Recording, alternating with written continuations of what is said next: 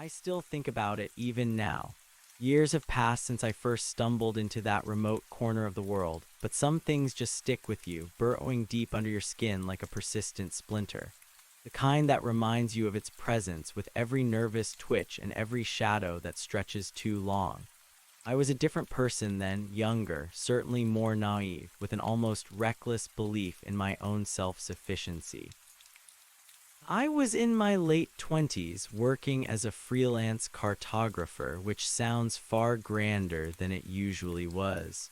Most of my gigs involved digitizing old land records or updating property lines for obscure rural counties. But every so often, a passion project would come along. This particular one wasn't even a paid job, not officially. It started as a personal challenge, born from a conversation with an elderly gentleman at a small-town diner. He'd shown me a crude, faded map, hand-drawn on brittle parchment, depicting what he claimed was an old prospector's trail through a forgotten stretch of the Blackwood Peaks. He said it led to a spectacular, unrecorded waterfall. Most people would have scoffed. I saw a puzzle. The official maps of the region were frustratingly incomplete beyond the main hiking trails. The prospect of finding something new, something truly off the beaten path, was irresistible. My plan was simple, perhaps too simple. I'd spend a long weekend out there tracing the old man's lines, comparing them to satellite imagery, and hopefully coming back with a fully digitized, accurate map of this hidden gem. I'd done similar solo trips before, though usually closer to established campsites or ranger stations. This time I deliberately picked a spot deep within the peaks, an area known for its dense old-growth forest and winding, unmarked ravines. My logic was that if it was truly unrecorded, it wouldn't be near anything easy to access. Looking back, that was my first mistake, going alone, and specifically going that far alone. I told myself I was experienced. I had my gear, a good compass, a robust GPS, plenty of water, freeze-dried meals, a satellite phone for emergencies, and a hunting knife strapped to my pack. And of course, the old man's hand-drawn map, meticulously copied and laminated, tucked into a waterproof sleeve. I spent a week preparing, meticulously packing, checking weather reports, and telling no one exactly where I was headed. Another mistake born of a desire for pure, unadulterated discovery. I wanted to be the first one to find it, to map it, to claim it as my own little cartographic triumph. I parked my beat-up SUV at the end of a long, gravel-fire road, hidden from view by a thick stand of pines.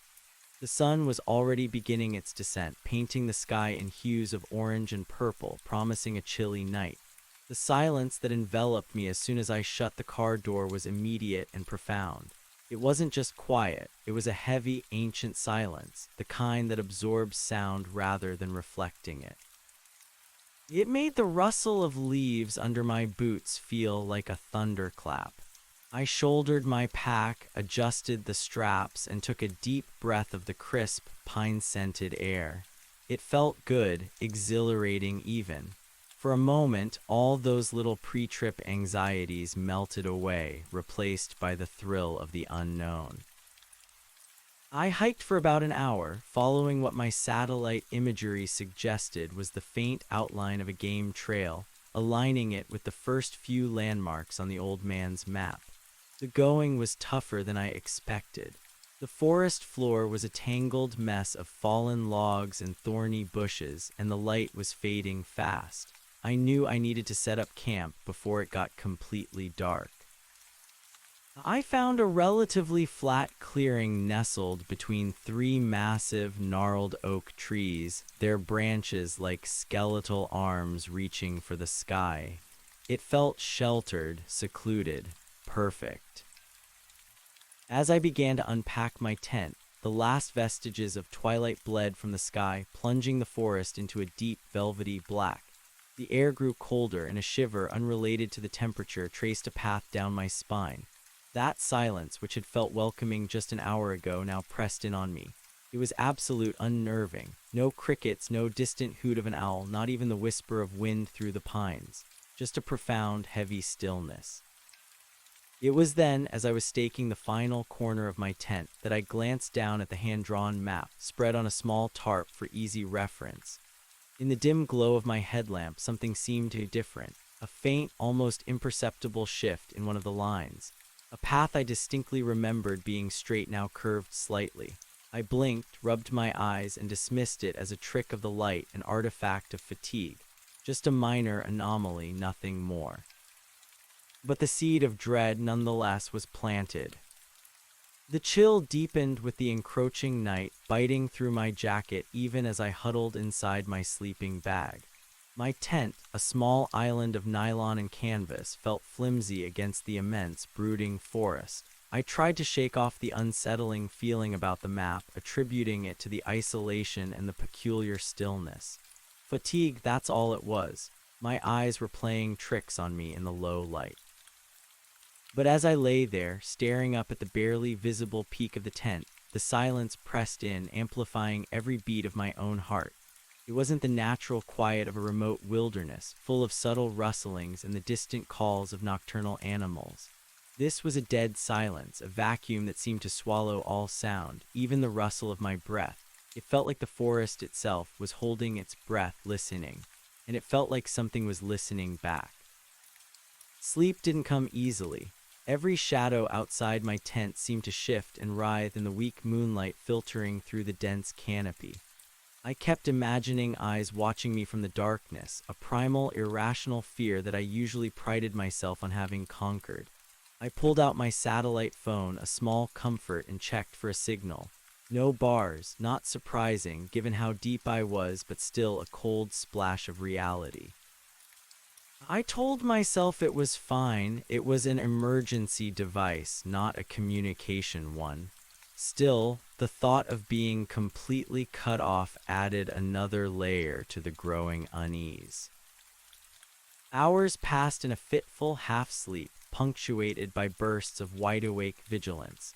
I convinced myself I heard faint sounds, a distant snap of a twig, a rustle that was too deliberate to be wind, only to have them vanish into the oppressive silence the moment I fully focused. My imagination was clearly running wild.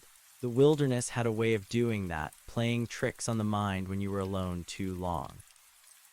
When the first hint of gray light finally pierced the eastern sky, I felt a profound sense of relief. Morning, everything looked different, less threatening in the light of day. I crawled out of my tent, stiff and unrested, and stretched, taking deep breaths of the cold morning air. The forest still held its breath, but the shadows were receding, revealing the gnarled bark of the oak trees and the tangled undergrowth. My first task was to check the map.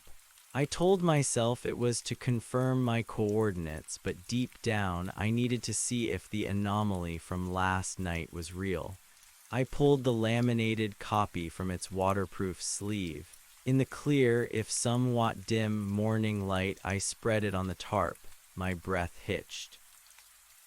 The line I had noticed last night, the one depicting a narrow game trail, was undeniably different. It wasn't just a trick of the light. The subtle curve I'd seen was now more pronounced, diverging slightly from what I remembered. And it wasn't just that one line. Looking closer, other small details seemed altered. A cluster of trees I'd mentally marked as a reference point was now depicted differently. A small tributary I remembered seeing on the satellite imagery was no longer there, replaced by a rocky outcrop. My mind reeled. Had I grabbed the wrong map? No, this was my meticulously copied and laminated version of the old man's original. Had I somehow damaged it? No, it was perfectly preserved.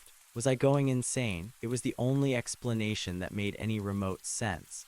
I must have misremembered the original details, or my brain was playing severe tricks on me due to lack of sleep and isolation.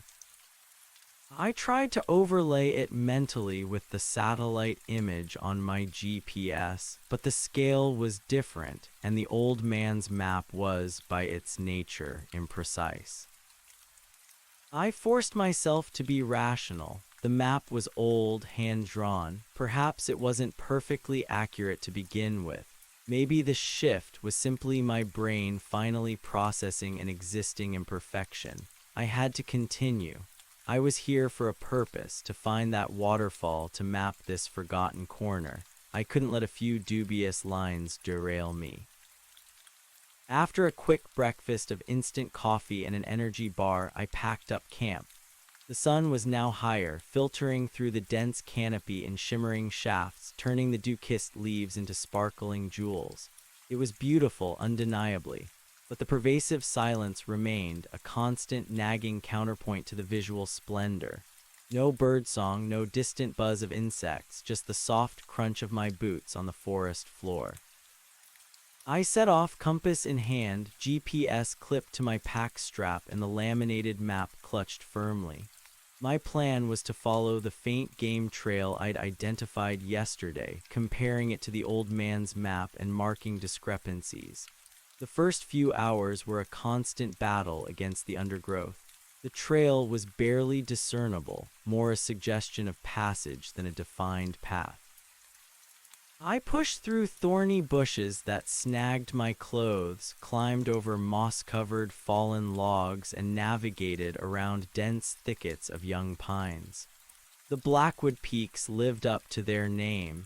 The forest was incredibly thick, the sunlight struggling to penetrate in many places, leaving the ground damp and shadowy.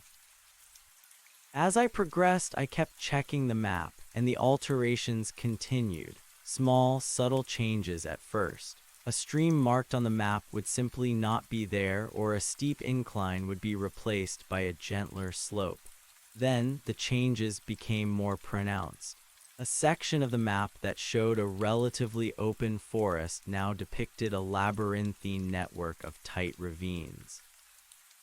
I'd consult my GPS, which showed a consistent terrain, but then look back at the old map, which seemed to morph before my eyes. It wasn't just static inaccuracies. It felt like the map was actively trying to mislead me, or perhaps reacting to the terrain around me in some impossible way. My heart hammered against my ribs with an unsettling rhythm. This wasn't just fatigue or imagination anymore. The changes were too consistent, too deliberate to be random. I tried to reason it out, some kind of special ink perhaps that reacted to temperature or humidity. A bizarre trick of the light. I even considered that someone had deliberately tampered with my copy knowing I was coming. But that was absurd. No one knew I was here, and why would they? I pulled out my satellite phone again, more out of a desperate need for contact than a belief it would work. Still no signal. I tried the emergency beacon just to see the indicator light. It blinked green, reassuring me it was functional, but I wasn't in an emergency yet. Not a conventional one, at least. The forest grew denser, the trees taller and more ancient. The air became heavy, almost suffocating, even though the temperature was still cool. It felt like I was walking into a different world. The silence, which had been unnerving before, now felt oppressive, as if the very air was too thick to carry sound. I stopped, straining my ears. Nothing, not a single chirp, rustle, or hum. It was unnatural. A healthy forest teems with life. This one was utterly, profoundly dead to sound. A new kind of fear began to prickle at the back of my neck. It wasn't the fear of getting lost, or of a bear, or of breaking an ankle. It was a more primal fear, an instinctual dread that whispered of things unknown and deeply wrong. I pressed on, driven by a stubborn determination to find an explanation, to prove myself sane, or perhaps to discover the source of this bizarre phenomenon. I needed to see if the waterfall was real, if this whole venture wasn't just a descent into madness. Around midday, I came across something that stopped me dead in my tracks. A massive, ancient oak tree, larger than any I had seen, stood alone in a small clearing. Its branches, thick as other tree trunks, twisted upwards like gnarled arms, their leaves a darker, almost blackish green than the surrounding forest. At its base, partially obscured by moss and fallen leaves, was a small, crudely carved wooden idol. It was roughly humanoid in shape, about 2 feet tall, with exaggerated, elongated limbs and a face that was more a collection of deep-set holes for eyes and a wide, gaping mouth. It looked ancient, weather-beaten, and disturbing. It wasn't a standard folk art carving. There was something intensely unsettling about its proportions, its empty stare. It felt wrong, utterly out of place in the middle of a national forest. I stared at it, a cold knot forming in my stomach. This wasn't on any map. This wasn't a natural formation. This was man-made or something like it. I reached for my camera, then hesitated. A strange reluctance held me back. It felt like I was disturbing something, that documenting it would be an act of trespass. I pulled out the old man's map again, my hands trembling slightly. My eyes scanned the area where I stood. Nothing. No marking for an old tree, no indication of any structure or significant landmark here. I checked my GPS, still on track according to the satellite data. Then slowly, as I watched, a faint circle began to appear on the old map right where I was standing. A tiny, almost imperceptible symbol, like a crude eye, began to form at the center of the circle. My jaw dropped. The map was changing in real time. It wasn't just my imagination, it wasn't old ink, it wasn't a trick. This was impossible. A jolt of pure terror shot through me.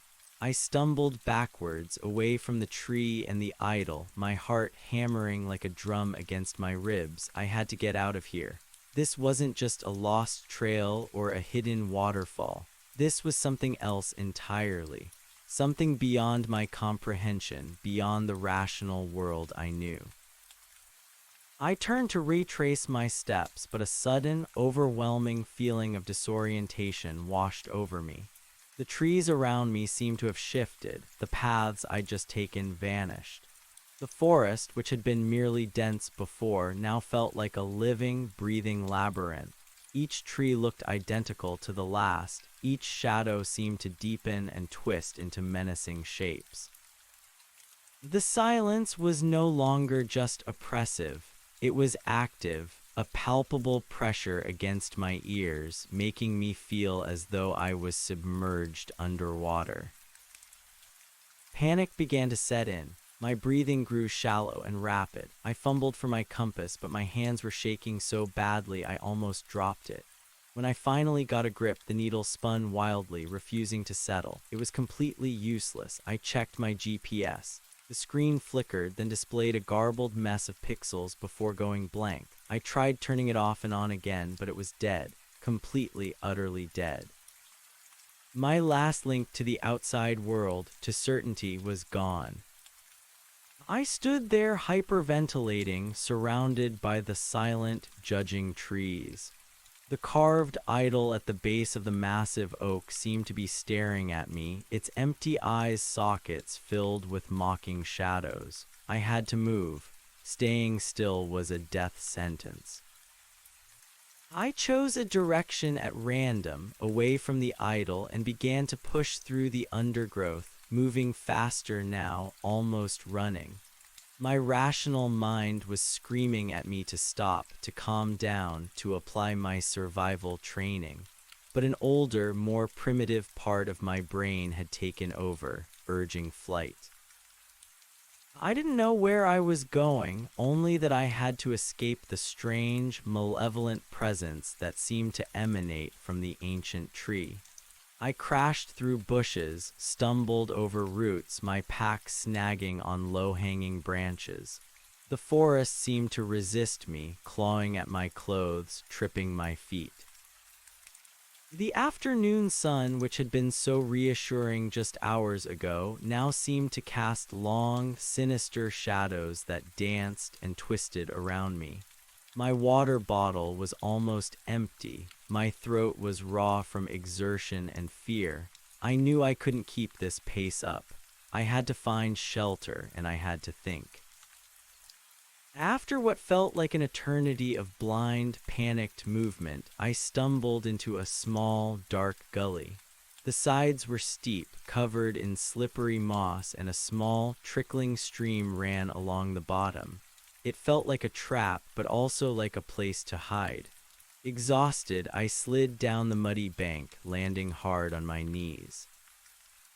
I pulled myself up, my muscles screaming in protest, and leaned against the cold, damp rock face. The gully offered a small measure of concealment, a temporary reprieve from the oppressive open forest. The sound of the trickling water, though faint, was a blessed relief from the suffocating silence. It was a natural sound, something real. I forced myself to drink the last few drops of water, rationing it carefully. My mind was a whirlwind of fear and confusion.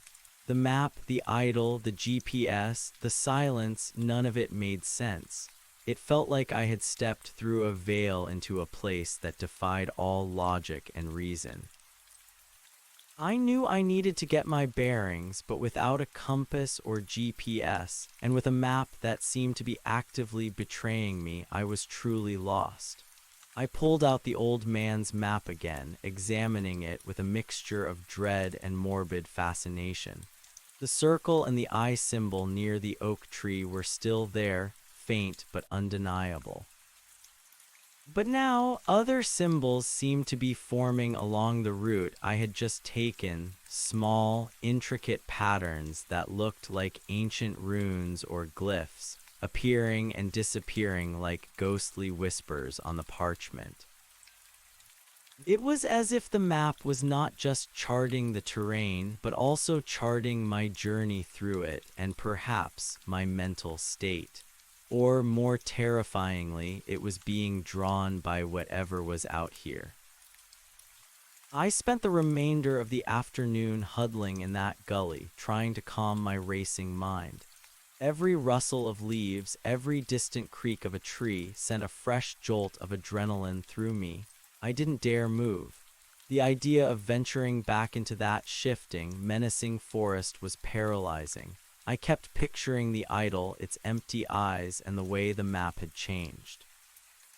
As twilight began to descend, painting the gully in hues of deepening gray, I realized I couldn't stay here overnight. It was too exposed, too cold. I needed to find a more secure spot, a place where I felt less vulnerable. But the thought of re-entering the main forest filled me with an even greater dread than staying. I remembered something from my survival training: if you're lost, stay put. But this wasn't a simple lost scenario. This was different. My instincts were screaming at me to run, to escape, but to where?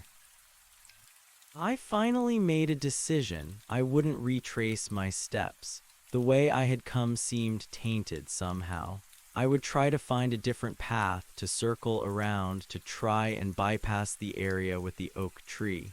It was a desperate gamble, but sitting still felt like waiting for whatever was out there to find me. With renewed, albeit fragile, determination, I carefully climbed out of the gully. The forest was already plunged into deep shadow, the air growing even colder. The silence returned, more profound than ever, a heavy blanket that smothered all sound. I moved cautiously, my hunting knife now clutched in my hand, more for comfort than any real belief it would protect me. I walked for what felt like hours, blindly pushing through the deepening gloom. Each step was a battle against unseen roots and thorns. My flashlight beam cut a narrow swathe through the oppressive darkness, revealing only fleeting glimpses of the tangled undergrowth. I kept looking over my shoulder, convinced I was being followed. The sense of being watched was almost unbearable, a tangible weight on my back. Then, through the trees, I saw a faint glow, a flicker of orange light, impossibly far away, yet clear in the otherwise absolute darkness. Hope surged through me, swift and powerful. Another hiker, a ranger station, a logging camp, anything human, anything to break this terrifying isolation. Ignoring my exhaustion, I pushed towards the light, my pace quickening. The light seemed to move, shifting from one spot to another as if someone was carrying a lantern. I called out, my voice hoarse and weak, "Hello, is anyone there?" The only answer was the return of the profound silence, swallowing my words whole. I kept going, adrenaline masking the aches in my body. The light, however, seemed to recede as I approached, always just out of reach. It was like chasing a phantom. Doubt began to creep in. Was it real, or another trick of this malevolent forest? Finally, after what felt like an eternity, I broke through a dense thicket and found myself at the edge of a small, eerily circular clearing. In the center, a fire burned, casting long, dancing shadows that stretched and shrank like grotesque figures. My breath caught in my throat. Around the fire, arranged in a rough circle, were more of those crude wooden idols, dozens of them. Taller ones, shorter ones, some with elongated limbs, others squat and round. Their empty eye sockets seemed to bore into me from the darkness. And in the very center of the fire, partially consumed by the flames, was another idol, larger than the rest, its form barely discernible through the smoke and glowing embers. It looked like the first one I had seen, but scaled up and imbued with an even more menacing presence. There was no one else there, no human beings, just the fire and the circle of carved, silent figures. The glowing embers of the central idol seemed to pulse, a faint, rhythmic beat. The air in the clearing was thick with the smell of wood smoke and something else, something cloying and sickly sweet, like decaying flowers and old blood. It sent a wave of nausea through me. I stumbled back, tripping over a root, landing hard on my backside. My mind screamed in protest. This was too much. This was beyond anything I had ever encountered, anything I had ever read about. This was an ancient, pagan ritual site hidden deep within a forest that seemed alive with a malevolent will. The silence was complete again, save for the crackling of the fire. The idols seemed to lean in, their silent, empty stares following my every move. I scrambled to my feet, my heart pounding so violently I thought it would burst through my chest. My legs were screaming for me to run, but my body felt frozen, caught in the grip of pure, unadulterated terror. Then a low sound broke the silence. It wasn't human, it wasn't animal. It was a deep, resonant hum emanating from the earth itself, vibrating through my bones. It grew louder, a deep, guttural thrum that pulsed with the light of the fire. The air grew heavy, thick with unseen energy. The trees around the clearing seemed to sway, though there was no wind. And then, impossibly, the crude wooden idol in the center of the fire, the large one, began to move. Slowly, agonizingly, its burned and blackened head tilted, its empty eye sockets turning directly towards me. The hum intensified, a vibrating roar that filled my entire being. I let out a choked cry, a sound of pure, unthinking terror. Every fiber of my being screamed at me to flee, to run, to escape. This was not a map. This was not a waterfall. This was something ancient, something evil, and I had stumbled directly into its lair. I turned and ran, blindly, fueled by a primal fear I didn't know I possessed, leaving the pulsing fire and the silent, watching idols behind me, praying that I could outrun whatever horrors lurked in the heart of the Blackwood Peaks. The humming sound pursued me, echoing in my ears, a constant reminder of the malevolent presence I had disturbed. I ran blindly, legs pumping, lungs burning, every muscle screaming in protest. The trees became a blur, dark, menacing shapes that snatched at my clothes, clawed at my skin. Roots tripped me, branches slapped my face, but I didn't stop, couldn't stop. The primal urge to flee, to put as much distance as possible between myself and that clearing, was all that mattered. The hums, that deep, resonant thrum, vibrated through the very ground beneath my feet, echoing in my ears, a terrifying, inescapable reminder of the horror I had witnessed. It wasn't just a sound, it was a physical presence, a pressure in the air, a cold weight on my soul. My heart hammered against my ribs, a frantic drumbeat against the suffocating silence of the forest. I didn't know where I was going, only that it had to be away. The fear was a living thing inside me, a cold, sharp claw gripping my gut, propelling me forward despite the growing exhaustion. My vision blurred with tears, sweat, and sheer panic. Each breath was a ragged gasp tearing at my throat. I crashed through a thicket of thorns, felt the sharp prickles but registered no pain. My mind was singular, escape. The faint glow of the clearing fire, a malevolent eye in the darkness, seemed to linger behind me, an afterimage burned into my retinas.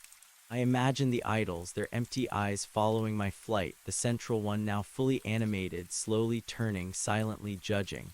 The thought spurred me on, pushing me past what I thought were my physical limits. Eventually, my legs gave out.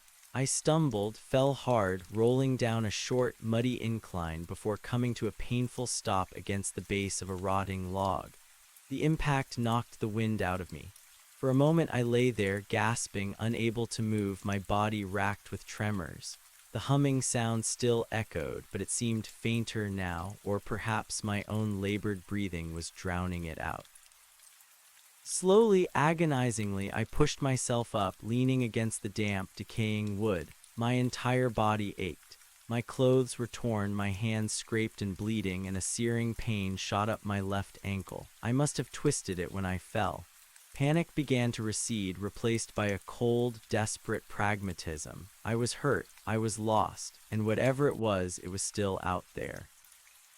I tried to get my bearings, but the darkness was absolute, save for the faint, almost imperceptible sliver of moon filtering through the dense canopy far above.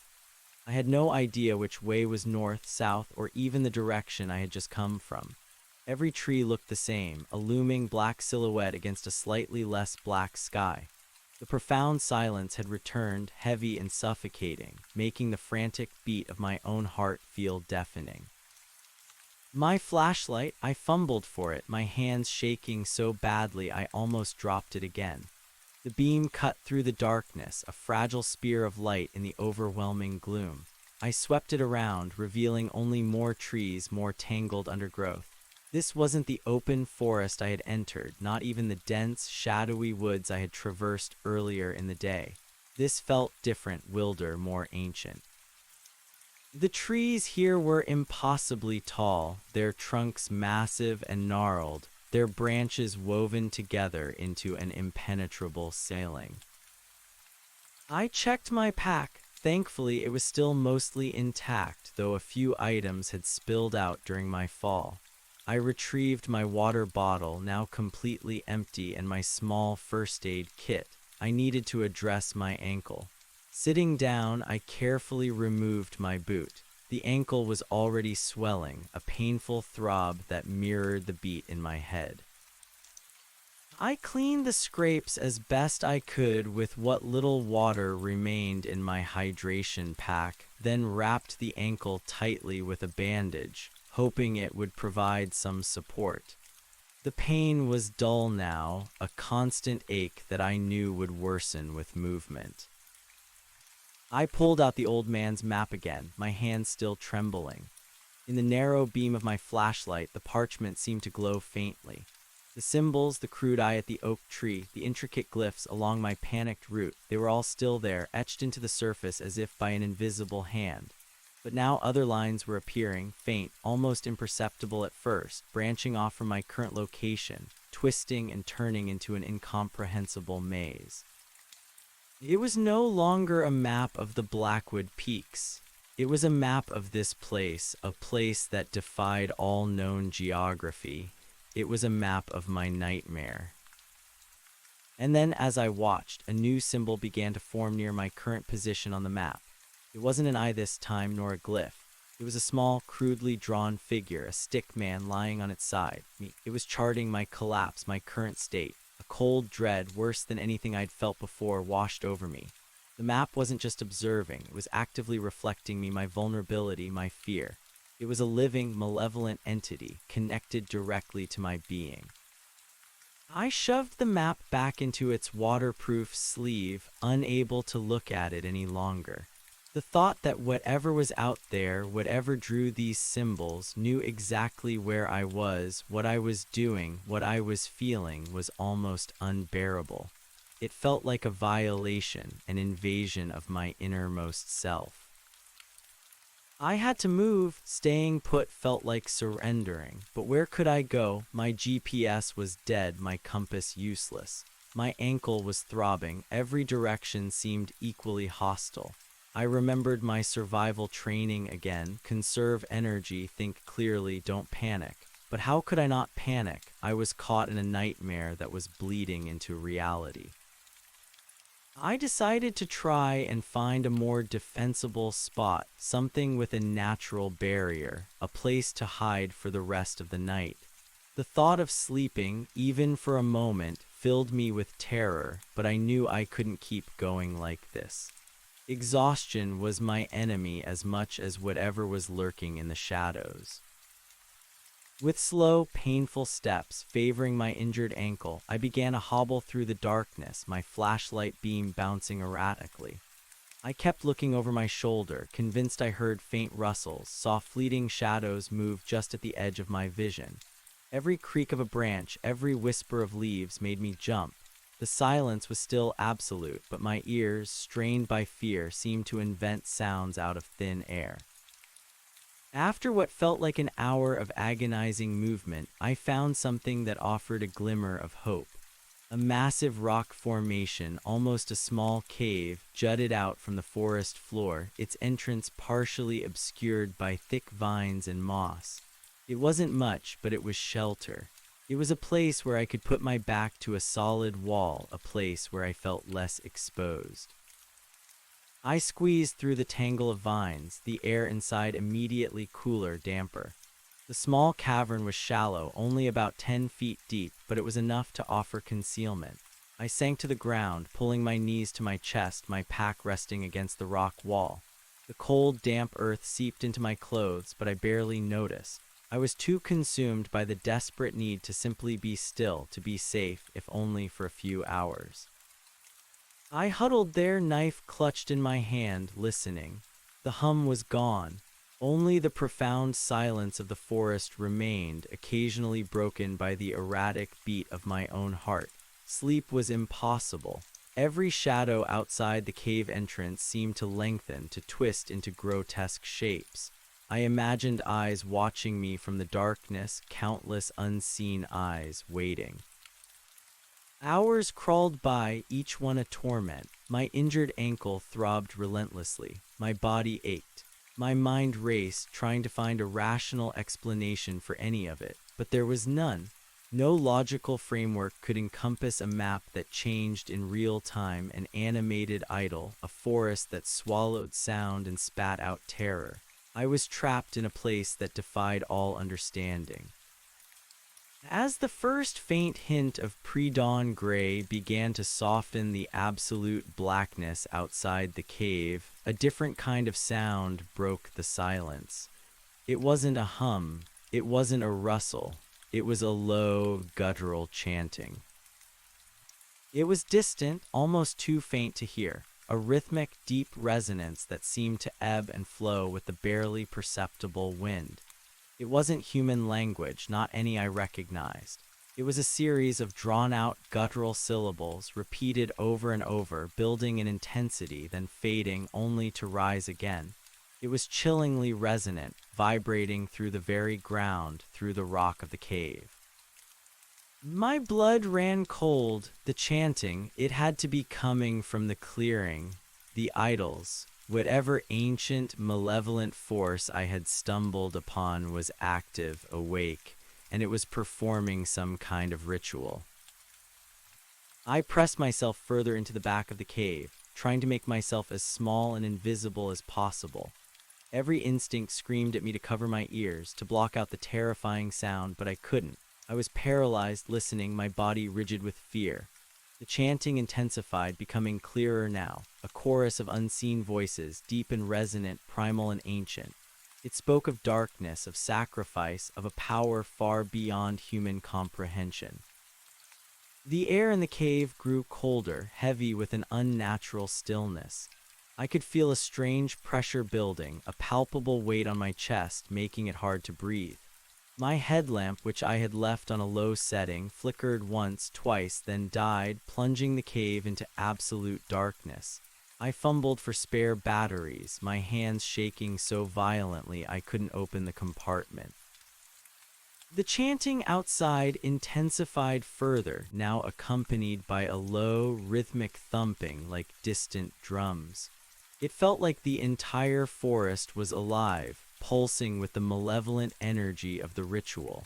I imagined grotesque shadows dancing around the fire, the idols swaying, their empty eyes glowing with an inner light. Then a new sound cut through the chanting and drumming, a sharp, high-pitched shriek. It was brief, agonizing, and unmistakably human. My blood froze, a human scream. There was someone else out here, someone else caught in this nightmare, or, far worse, someone being offered to it. The thought ignited a fresh wave of terror and a horrifying, morbid curiosity. Who was it, and what were they doing to them? The chanting and drumming reached a crescendo after the scream, then slowly began to fade, the sounds growing more distant, less distinct, until they dissolved back into the oppressive silence of the forest. The only sound now was my own ragged breathing, loud and desperate in the echoing darkness of the cave. The silence that followed was even more terrifying than the chanting. It felt like the forest was holding its breath, digesting what had just happened. The heavy pressure in the air lingered, a chilling residue of the unseen ritual. I sat there frozen for what felt like an eternity. The faint gray light outside the cave entrance slowly intensified, signaling the arrival of a new horrifying day. My mind was reeling, a human scream. It wasn't just some abstract, ancient evil anymore. It was real. It was affecting living, breathing people, and I was trapped in its clutches. When enough light filtered into the cave to make out my surroundings, I risked moving. My ankle screamed in protest, but I ignored it. I needed to get out to understand. Or more accurately, I needed to run, but this time with a direction in mind, however faint. I had to get away from this. I hobbled out of the cave, blinking against the muted dawn light. The forest still looked the same, ancient, dense, silent. But now it felt infused with a deeper, more chilling malevolence. The air still carried that faint, sickly sweet scent from the clearing, a metallic tang that made my stomach churn. I forced myself to assess my situation. No GPS, no compass, a map that was a portal to madness, a sprained ankle, and a mind teetering on the edge of hysteria. But the scream had changed something. It had injected a horrifying reality into the abstract dread. I pulled out the map again, bracing myself. The stick figure was still there, but now faint lines seemed to emanate from it, like desperate pleas for help. And near the clearing, another small symbol had appeared, a crude, broken circle, or perhaps a broken body. The map was documenting the ritual. It was a witness. My original goal, the waterfall, the cartographic triumph, seemed laughably naive, impossibly distant. Now it was about survival. but how did one survive something that defied reality? I knew I couldn't go back to the clearing, but I also couldn't stay here. I had to try and find my way out, back to my car, back to the world where maps were static and idols didn't move. But which way was out? I decided to try a different strategy. Instead of following non-existent trails or relying on a malevolent map, I would try to follow natural features like the trickling stream I had encountered yesterday.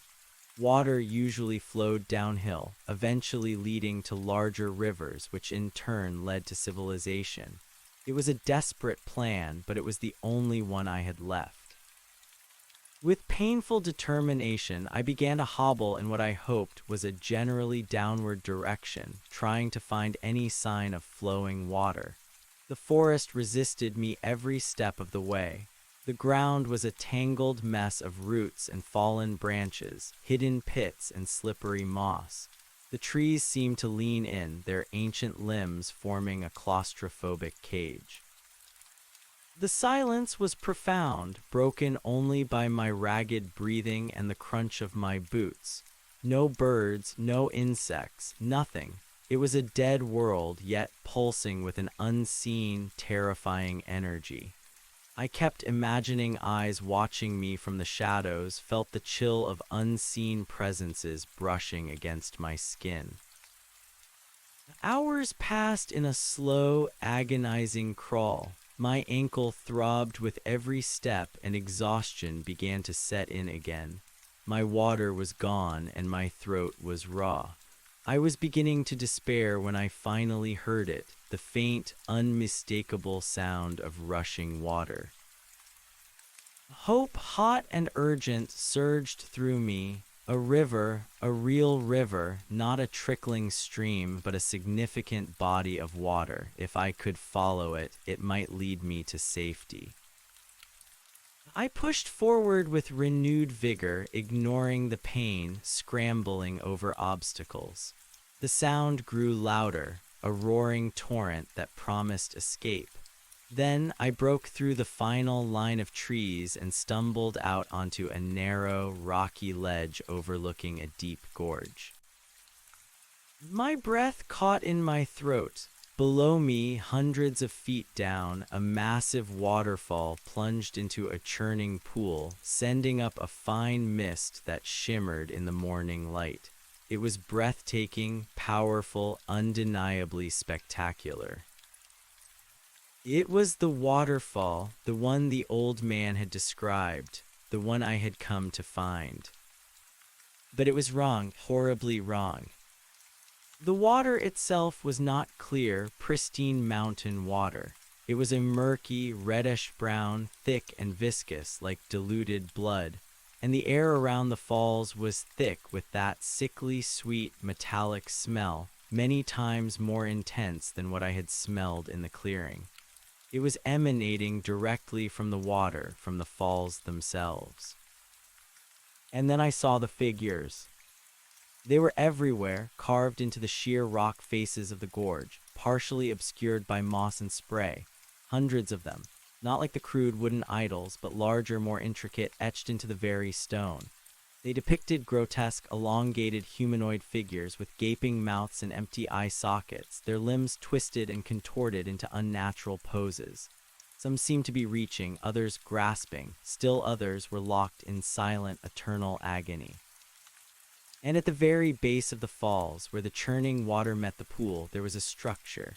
It was ancient, monolithic, built of huge, dark stones, unlike any natural rock formation. It was a low, squat temple, its entrance a black, yawning maw, and around it, half submerged in the reddish water, were dozens of the wooden idols, arranged in silent, watchful rows, their empty eyes fixed on the rushing, blood-like water. A deep, visceral horror seized me. This wasn't just a waterfall. This was the source. This was the heart of it all. This was the place where the ancient evil resided, the focal point of the ritual, the wellspring of the forest's malevolence. The old man hadn't sent me to find a natural wonder. He had sent me to my doom.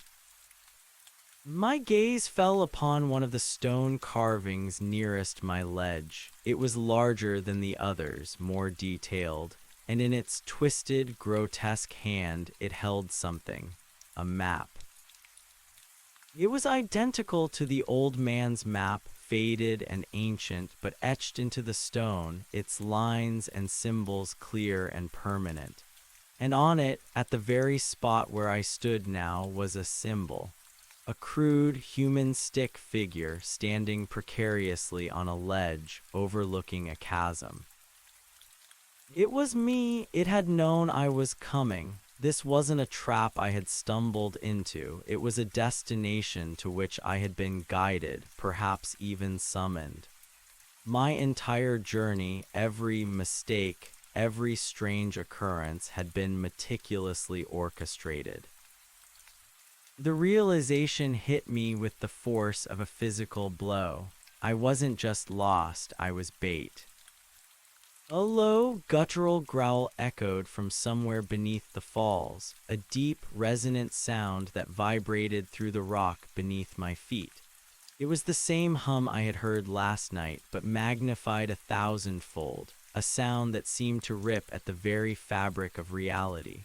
The air grew heavy, the sickly sweet scent intensifying to an unbearable degree. My ankle gave out. I stumbled, nearly pitching over the edge of the gorge. I scrambled back, pressing myself against the rock face, my heart pounding a frantic rhythm against the roar of the falls. My eyes darted around, searching desperately for an escape route, but there was none. The sheer rock walls stretched endlessly in either direction, and the only way down was into the churning, blood-red water below. Then from the dark, gaping entrance of the stone temple at the base of the falls, a shadow stirred. It was immense, a formless darkness that seemed to absorb the light, yet it moved with a chilling, deliberate grace. It was not human. It was not animal. It was a presence, ancient and vast, radiating an aura of profound, unimaginable evil. The air thrummed with its emergence, the very stones of the gorge seeming to hum in response. The carved figures on the rock faces appeared to writhe, their stone eyes fixed on the rising shadow. The wooden idols in the bloody water seemed to lean forward, silently offering their tribute. The shadow paused at the entrance to the temple, a coalescing darkness that seemed to stretch towards me, a silent, hungry void. I could feel its gaze, a cold, probing intelligence that pierced through my very being, stripping away all pretense, all courage, leaving only raw, naked fear. I had come seeking a waterfall, a forgotten trail. I had found something infinitely older, infinitely more terrifying. I had found a god, and it was awake, and it was looking at me. My mind shattered, the world tilted. I screamed, a raw, primal sound ripped from the deepest part of my soul, echoing futilely against the roar of the blood-red falls. My legs were screaming for me to run, but there was nowhere to go. I was trapped. I closed my eyes, pressing my face against the cold, hard rock, praying for it to be a dream. But the hum, the smell, the crushing presence of the awakened entity, it was all too real. I was in the heart of the Blackwood Peaks, at the nexus of a nightmare, and the map had led me right to its front door. I was the last piece of the puzzle. I was the sacrifice. The scream had ripped from my throat, a sound of pure, unthinking terror, but it was swallowed instantly by the roar of the blood-red falls. My eyes, squeezed shut against the impossible horror, still pictured the immense, formless shadow stretching towards me, a silent, hungry void. The hum, that guttural, world-shaking vibration, pulsed through the very rock beneath me, a monstrous heartbeat echoing the frantic rhythm of my own. The air, thick with the cloying, metallic scent, pressed in, suffocating. I couldn't breathe. I couldn't move. I was a deer caught in the headlights, except the headlights were the empty, ancient gaze of an awakening god. My mind, already frayed at the edges, threatened to unravel completely. This wasn't real. It couldn't be. Maps didn't move. Idols didn't turn their heads. Forests didn't hold their breath and swallow sound. This was a hallucination, a terrible fever dream brought on by exhaustion and fear. I squeezed my eyes tighter, willing it all to vanish, to dissolve into the familiar reality of pine trees and granite. But the hum persisted, vibrating through my bones, and the smell, that sickening sweet tang, seeped into my very pores. I felt an invisible, agonizing pressure building in my chest, squeezing the air from my lungs. It felt like the very fabric of reality was stretching, tearing around me, drawn taut by the emergence of this ancient horror. Then a new sensation. A coldness not of temperature, but of an utter, profound emptiness began to seep into my mind, pushing at the edges of my consciousness. It was a silent, alien thought, vast and ancient, a presence that didn't communicate in words but in pure, overwhelming being. It was looking into me, stripping away my memories, my fears, my very essence. I felt exposed, vulnerable, my entire life laid bare before a cosmic predator. It wasn't just observing, it was consuming.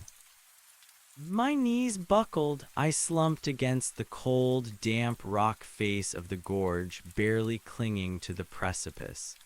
The pain in my ankle was a distant, dull ache, overshadowed by the soul-numbing terror. I was utterly powerless.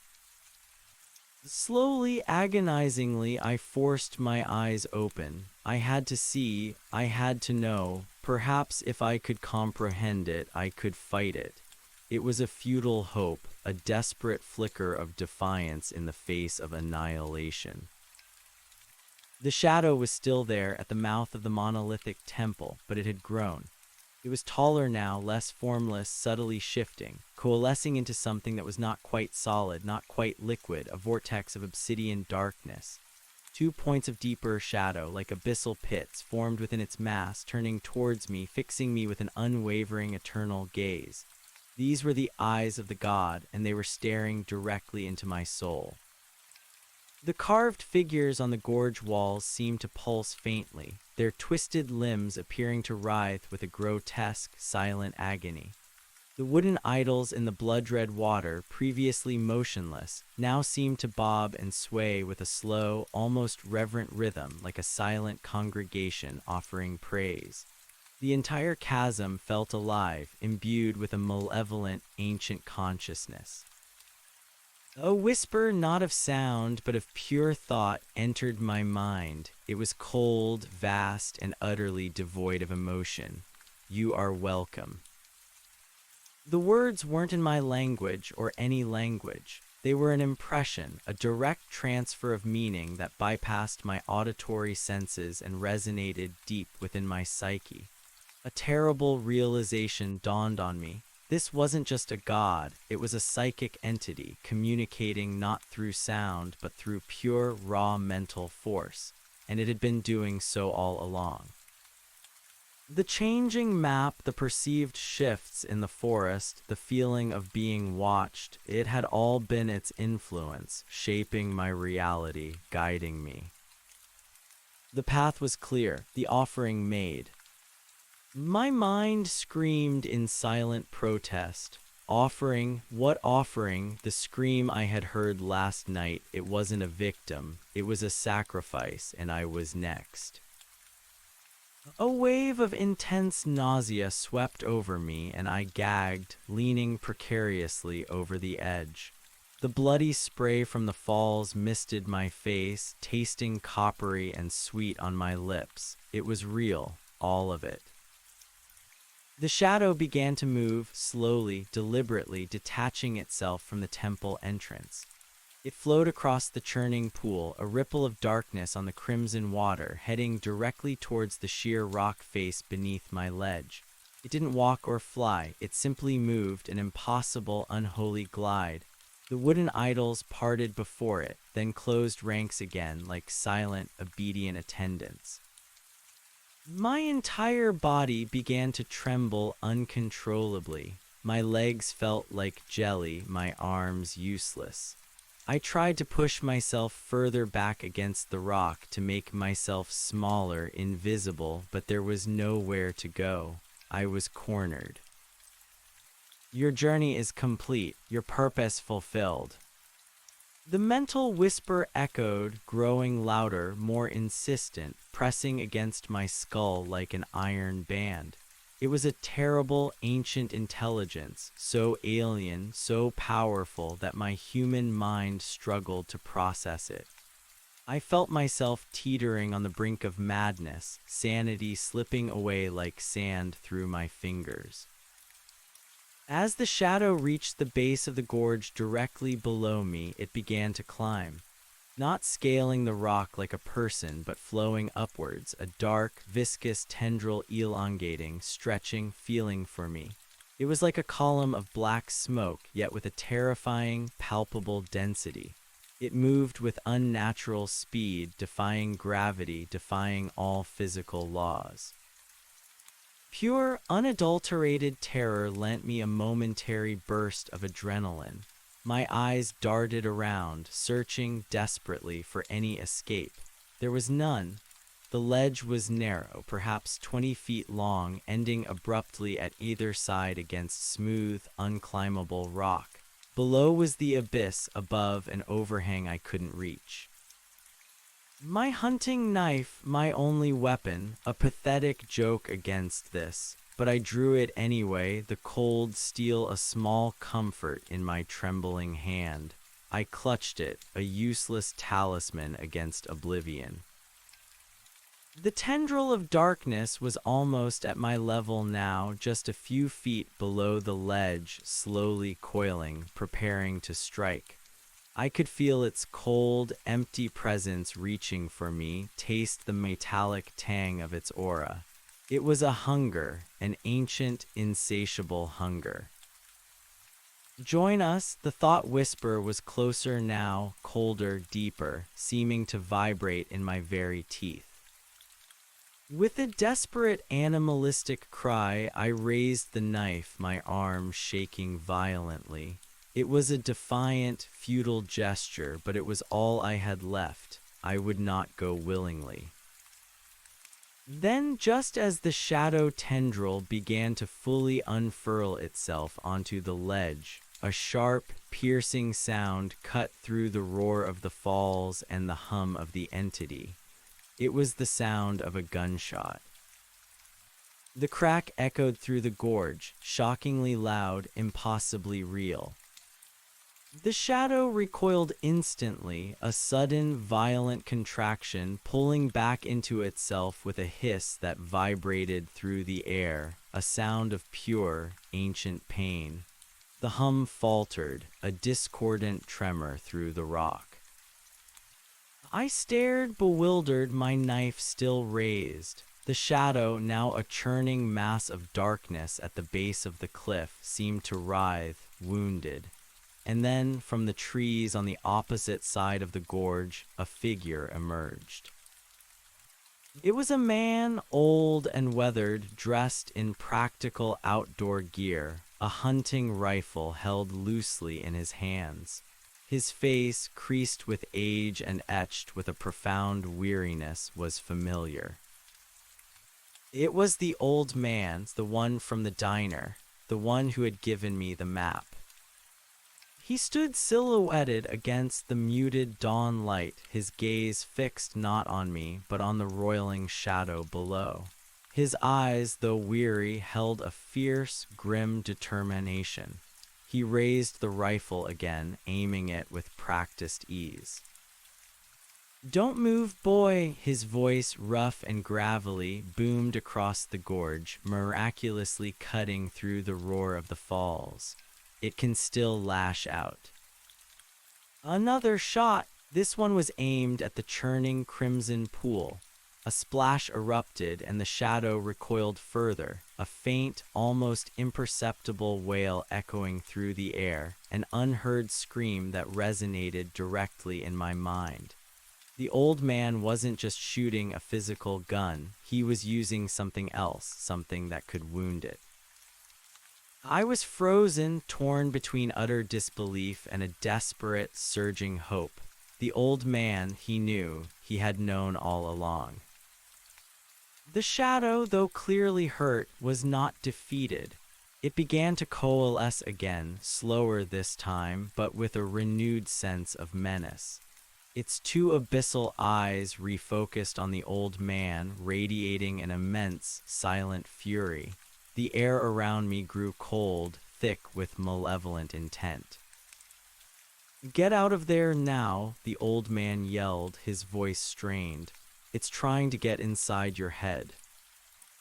He was right. The cold mental presence was back, pushing, probing, trying to overwhelm my defenses, to paralyze me with fear. I fought it, clenching my jaw, trying to focus on the old man's voice, on the solid reality of his presence. "But how?" I croaked, my voice hoarse, barely a whisper against the roar. "There's nowhere to go." "There's a path," the old man shouted back, gesturing vaguely towards the left side of the gorge, away from the falls. "Follow the carvings, the older ones, they'll lead you out." My eyes darted to the left. The sheer rock face, covered in those grotesque, ancient carvings, seemed to stretch endlessly. A path where it all looked impassable.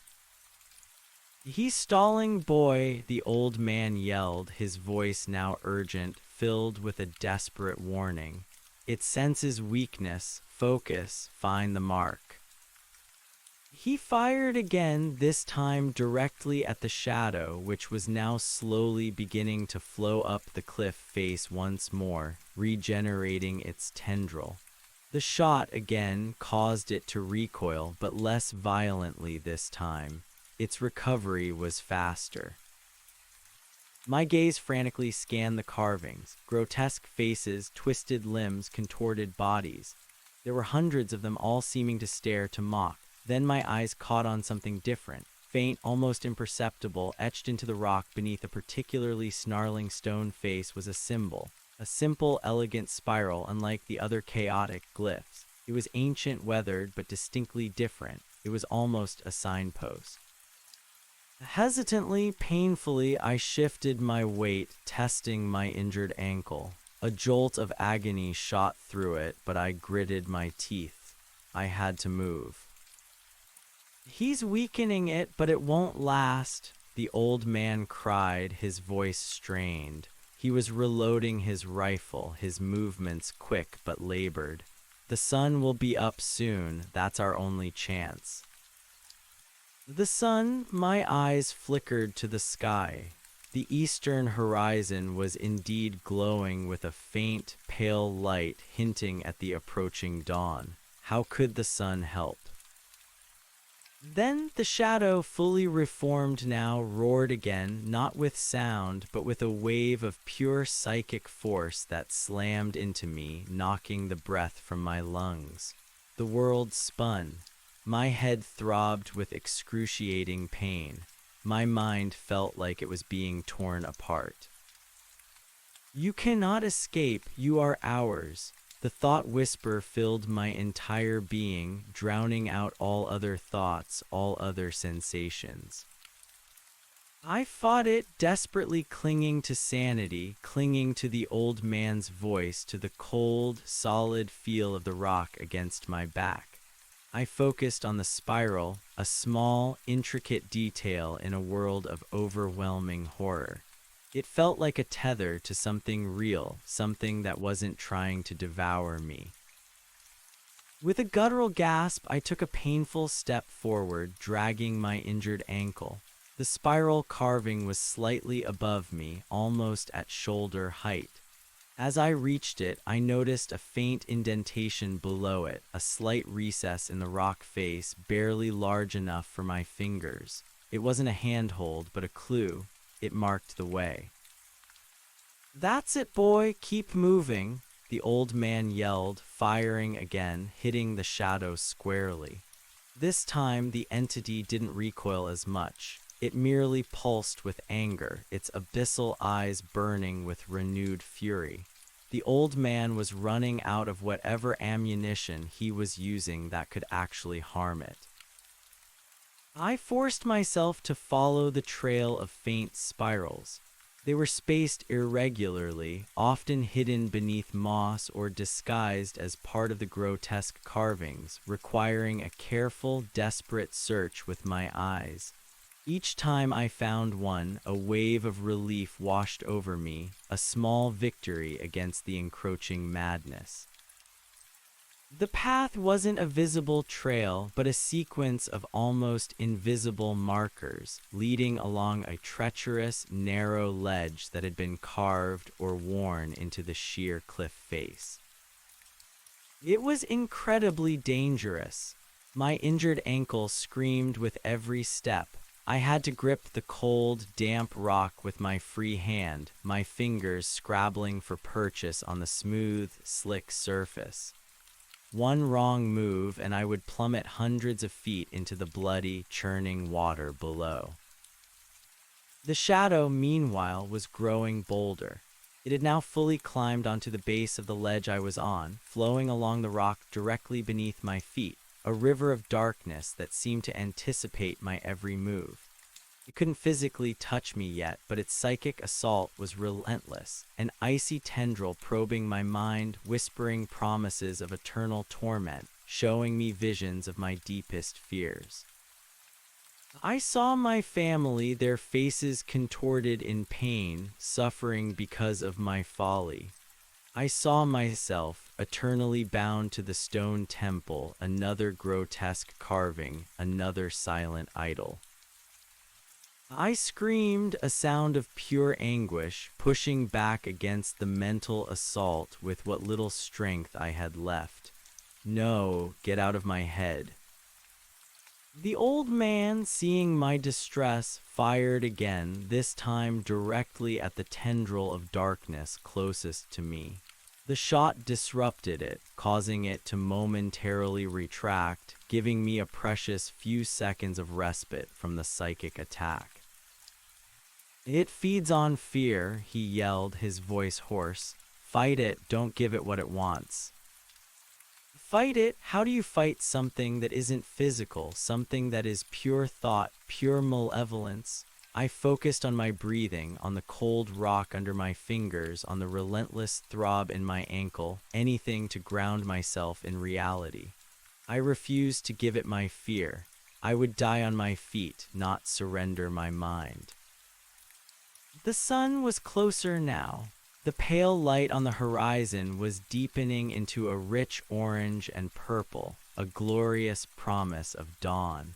The gorge, still mostly in shadow, was beginning to receive the first indirect rays, softening the edges of the ancient horrors. I found another spiral, then another, leading me around a particularly treacherous bend in the ledge. My heart hammered against my ribs, a desperate drumbeat. I was making progress. The shadow, however, was gaining. It was closer now, flowing directly behind me on the narrow path, its cold essence seeping into my very being. I could feel the immense weight of its presence, its ancient breath on my neck. I could almost hear the rustle of its impossible form, a sound that only existed in my mind. "Just a little further, boy," the old man roared, his voice cracking with exertion. He fired his rifle again, but this time the shot had no visible effect on the entity. It had adapted. He was out of his special ammunition. "The sun, it's almost here." Despair threatened to overwhelm me. The shadow was right behind me. There was nowhere left to run. Then, just as the first direct rays of sunlight pierced the canopy far above, sending shimmering shafts of gold into the upper reaches of the gorge, the shadow suddenly recoiled with a violent, unseen force.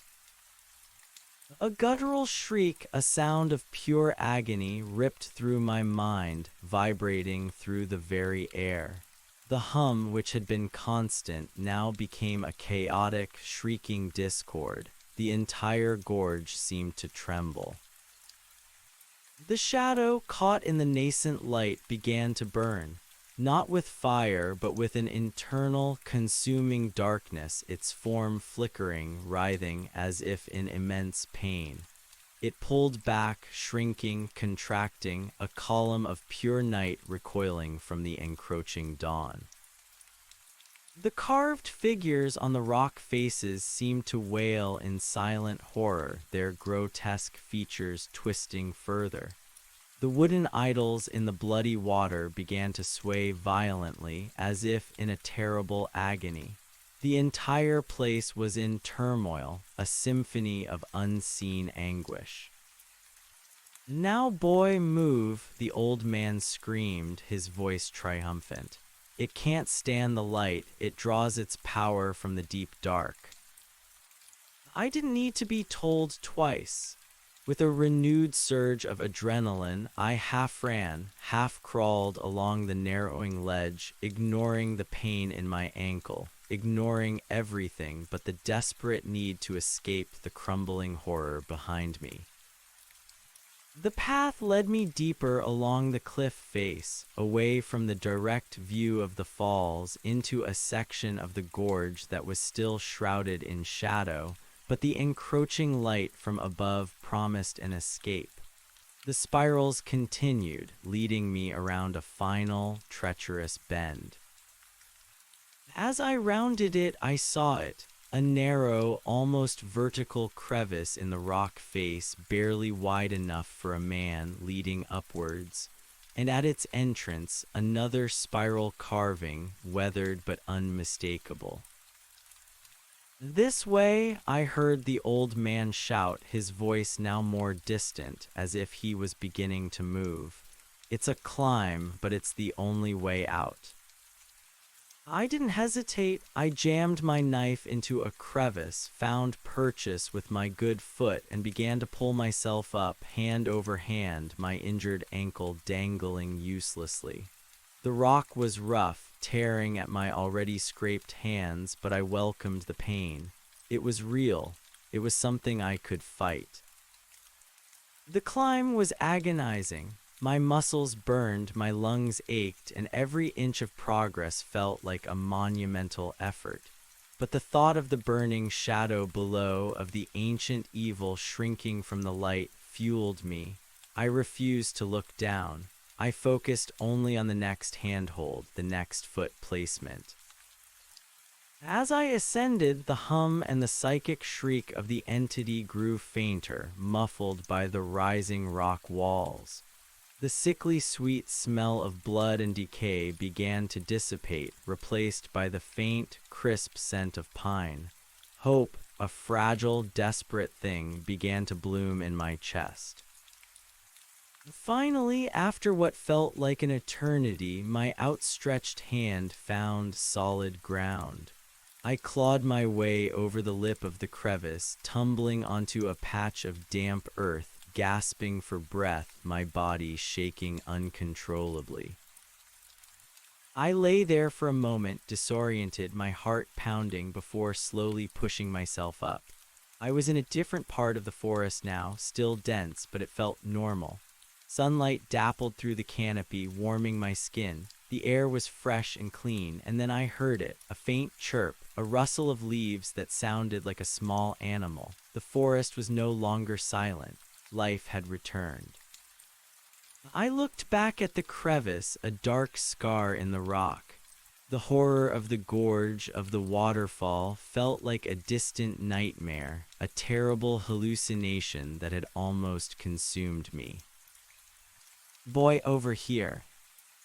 I turned. The old man was standing a few yards away, leaning against a gnarled oak, his rifle slung over his shoulder. He looked utterly exhausted, his face pale and drawn, but there was a flicker of relief in his tired eyes. "You made it," he said, his voice quiet, almost a whisper. I stumbled towards him, falling to my knees a few feet away, tears streaming down my face. The mappa, the idol, the shadow, what was that?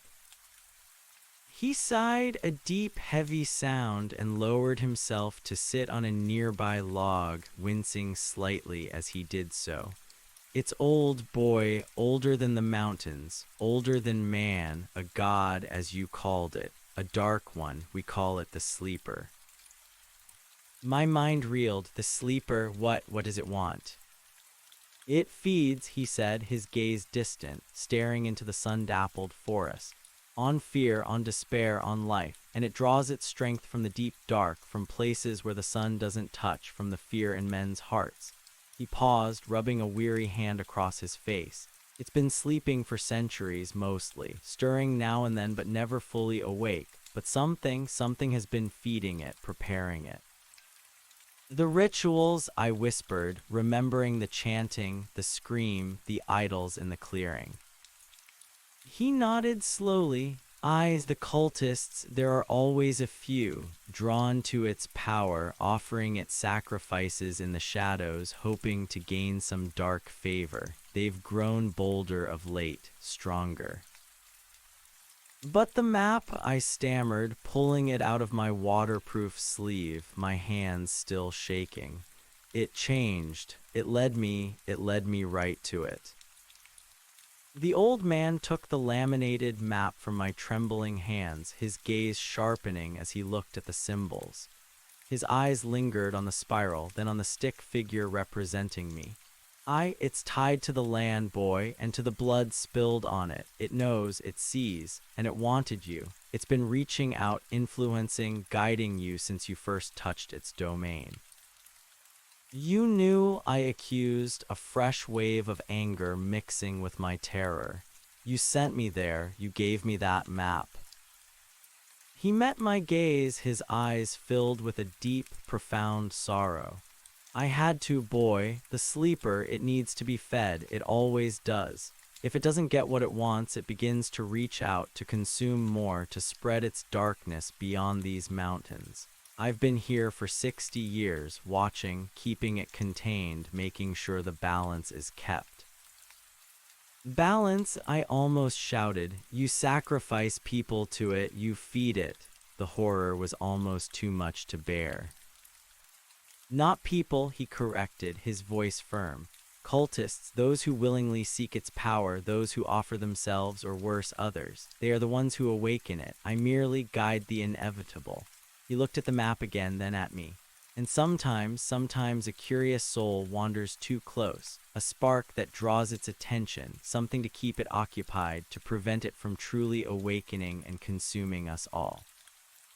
His words were like a blow. I was meant to be a distraction, a temporary offering to sate its hunger. But you saved me, I said, confused. Why? Because you weren't one of them, he replied, his gaze intense. You were lost, foolish, but not evil, and because I can't let it consume too much too quickly. It's a delicate balance. I've been watching you since you came into my diner. I knew the map would draw you. I had to see if you were strong enough, if you could resist. Resist what?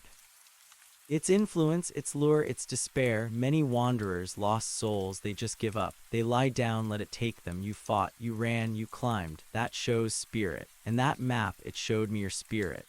He tapped a finger on the faint, desperate lines emanating from the stick figure on the map, the lines I had thought were pleas for help. It was charting your will, boy, your struggle. So what now? I asked, looking around the now familiar but still menacing forest. It's awake, we just leave it. It recoils from the light, he said, gesturing to the rising sun, which was now casting long, golden shafts through the trees. It retreats into its temple, into the depths of the earth where the sun cannot reach. It will sleep again, for a time, but its hunger will return. The cultists will feed it again. It's an endless cycle. But what about us? I demanded. What about me? I can't just go back to my life after this. He looked at me, a sad, knowing look in his eyes. No, boy, you can't. Not entirely. Once you've seen what lies beneath, you can't unsee it. The Blackwood peaks, they leave their mark. He paused, then gestured for me to follow. Come, we need to get you out of here, and then we talk. There's much you need to understand. I pushed myself up, my ankle protesting violently, but I managed to hobble after him. My mind was a whirlwind of questions, of horrors witnessed, of a reality shattered beyond repair. The world, the rational, predictable world I had known, was gone. In its place was an ancient, terrifying landscape, presided over by a slumbering god and its dark servants, overseen by a weary old protector. As we walked, the old man, whose name I still didn't know, began to explain. He spoke of the history of the peaks, of whispers and legends that stretched back millennia, long before any human civilization.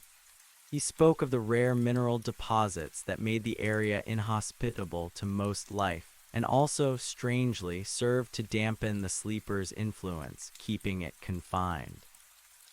He spoke of his own family, generations of silent watchers, guardians of this terrible secret, each passing on the grim duty to the next. My family, we've lived on the fringes of these mountains for centuries, he explained, his voice low and steady as we moved through the dappled sunlight. Passed down the knowledge, the methods, not a pleasant inheritance, but someone has to do it. The world isn't ready for what truly lurks here. He led me along what seemed to be a forgotten logging trail, now overgrown but still discernible. It was a proper path, a far cry from the treacherous cliff face. As we moved further away from the gorge, the air felt lighter, the silence less oppressive, replaced by the natural sounds of the forest. Still, the image of the blood-red falls, the stone temple, and the immense shadow were burned into my mind. "So what are these methods?" I asked, the words catching in my throat. "Special ammunition," he said, tapping the butt of his rifle. "Not lead, not steel, but silver, blessed silver, forged with ancient rites. It harms the sleeper, yes, but mostly it disrupts its influence, breaks its hold, makes it recoil. And the light, the pure, unadulterated light of the sun, that is its true enemy. It cannot stand in its direct presence for long." "But the cultists," I pressed, "they're still out there. Won't they just keep trying to wake it?" He nodded, a grim set to his jaw. "They always do. That's the unending battle. We contain it, we drive back the cultists, we try to minimize the damage, but it's always lurking, always waiting for its chance to fully awaken, to consume the world." He looked at me, a piercing look. "You've seen its power, you've felt its reach, now you understand." We walked for what felt like hours, a slow, painful progress for my injured ankle. The sun climbed higher, bathing the forest in warm, comforting light. But for me, the comfort was superficial. My world had irrevocably changed. Finally, we reached a small, rustic cabin nestled deep in a secluded hollow, almost invisible beneath a thick canopy of pines. A plume of smoke curled lazily from its stone chimney. It was a simple structure built of rough-hewn logs, but it radiated a sense of peace and solidity that was deeply comforting after the horrors of the gorge. "My home," the old man said, opening the creaky wooden door. "Welcome to a safe haven for now." Inside, the cabin was sparsely furnished but tidy. A stone fireplace dominated one wall, a simple wooden table and chairs occupied the center, and a narrow cot was tucked into a corner. Maps, old and new, adorned the walls, not unlike my own collection, but these were different. They were filled with strange symbols, crisscrossing lines, and notations that looked like ancient script. A large, ornate compass, clearly very old, sat on the mantelpiece, its needle eerily still, pointing true north. He gestured to the cot. "Rest, you're exhausted. I'll get you some water, something to eat, and we can tend to that ankle properly." I collapsed onto the cot, the exhaustion finally catching up to me. My body ached, my head throbbed, and my mind was a jumble of terrifying images and impossible truths. But for the first time in what felt like days, I felt a fragile sense of safety. The cabin, with its warm fire and the scent of wood smoke, felt like a bastion against the encroaching darkness. As the old man busied himself, stirring a pot on the stove and preparing a bandage for my ankle, my eyes wandered to the maps on the wall. They were all of the Blackwood Peaks, but they were unlike any official maps I had ever seen. They depicted not just terrain, but energetic ley lines, symbols of unknown power, and dark, shaded areas marked with glyphs similar to those that had appeared on my own map. One map, particularly old and faded, had a prominent, intricate spiral drawn at the location of the waterfall. It was the same spiral I had followed to escape. These maps, I rasped, my throat still dry. They're like mine, but more complete. They are the true maps of the Blackwood Peaks, the old man said, returning with a mug of steaming herbal tea and a bowl of thick, hearty stew. My family's legacy. They show what lies beneath the surface, what the official cartographers don't or can't see. He knelt beside the cot and gently began to examine my ankle. It was swollen and bruised, but thankfully not broken. He applied a thick, pungent salve that smelled of herbs and pine, then rewrapped it tightly with a fresh, clean bandage. The coolness of the salve was a blessed relief. "You'll be sore for a few days, but it'll heal," he assured me. "Drink this, it'll help with the shock." I took a grateful sip of the tea. It was bitter but warming, and a strange sense of calm began to settle over me. The stew, though simple, tasted like the most delicious meal I had ever eaten. "What now?" I asked again once my immediate needs were met. "What happens to me?" He sat on the edge of the cot, his gaze serious. "That's up to you, boy. You've seen too much to simply forget it. You can try to go back to your old life, but it won't be the same. The sleeper will always be a shadow in your mind. Or you can choose to understand, to learn, to perhaps even help." "Help how?" "This battle, it's not just mine," he said, gesturing around the cabin to the maps, to the rifle leaning in the corner.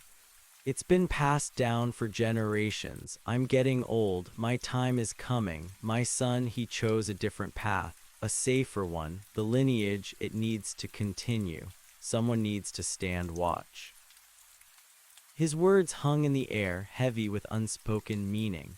He was suggesting I take his place, that I become the next guardian, the next silent watcher of the Blackwood Peaks.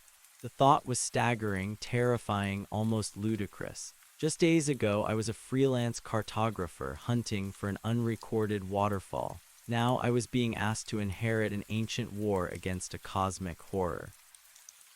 I looked at the old man, truly looked at him, seeing not just a weary old man, but a lifetime of quiet sacrifice, of unwavering dedication to a grim, unseen duty.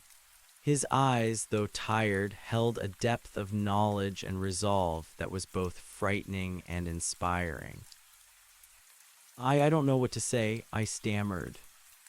He smiled, a faint, sad smile. "You don't have to say anything now. Rest. Let the tea work. Let your mind mend. We have time. The sleeper will slumber for a while now that the sun has touched its lair. But it will wake again, and when it does, the cultists will be waiting, and someone needs to be ready to stand against them." I finished my stew, the warmth spreading through my body, soothing my frayed nerves. The cabin was quiet now, save for the crackle of the fire. The old man sat by the table, cleaning his rifle with meticulous care, the silver gleam of the ammunition glinting in the firelight. I lay back on the cot, staring up at the rough-hewn ceiling. My mind, though calmer, was still processing the impossible. a forgotten god, a secret. Truth known only to a select, cursed few. The old man, whose name I would learn was Elias, watched me from across the small cabin, his gaze steady and knowing. He continued cleaning his rifle, the rhythmic click and whir of the mechanism a strangely soothing counterpoint to the tempest raging in my mind. He spoke without looking up, his voice a low, gravelly drone that seemed to pull ancient truths from the very air. This land, Elias began, gesturing vaguely with the rifle barrel towards the window, beyond which the forest hummed with rediscovered life. It's not like others. It breathes, it remembers, and what it remembers it holds deep within its rock and soil. The sleeper, it's a part of that memory, not born of this world, not truly. It came from elsewhere, a tear in the veil centuries ago, a hungry void seeking purchase. I swallowed the herbal tea warm but tasteless in my mouth. A tear in the veil, you mean from another dimension? The words sounded absurd, even as the terrifying reality of the past 2 days screamed otherwise. Elias finally looked at me, his eyes, dark and fathomless, fixing me with an unnerving intensity. Labels, they change with the times, but the truth remains. It is an entity of profound cosmic darkness. It fell here, deep within these peaks, drawn to a confluence of energies. The old ones, the true ancients of this world, they knew of such things. They sought to contain it, to bind it, to force it into slumber. He paused, then gestured to the maps adorning the walls.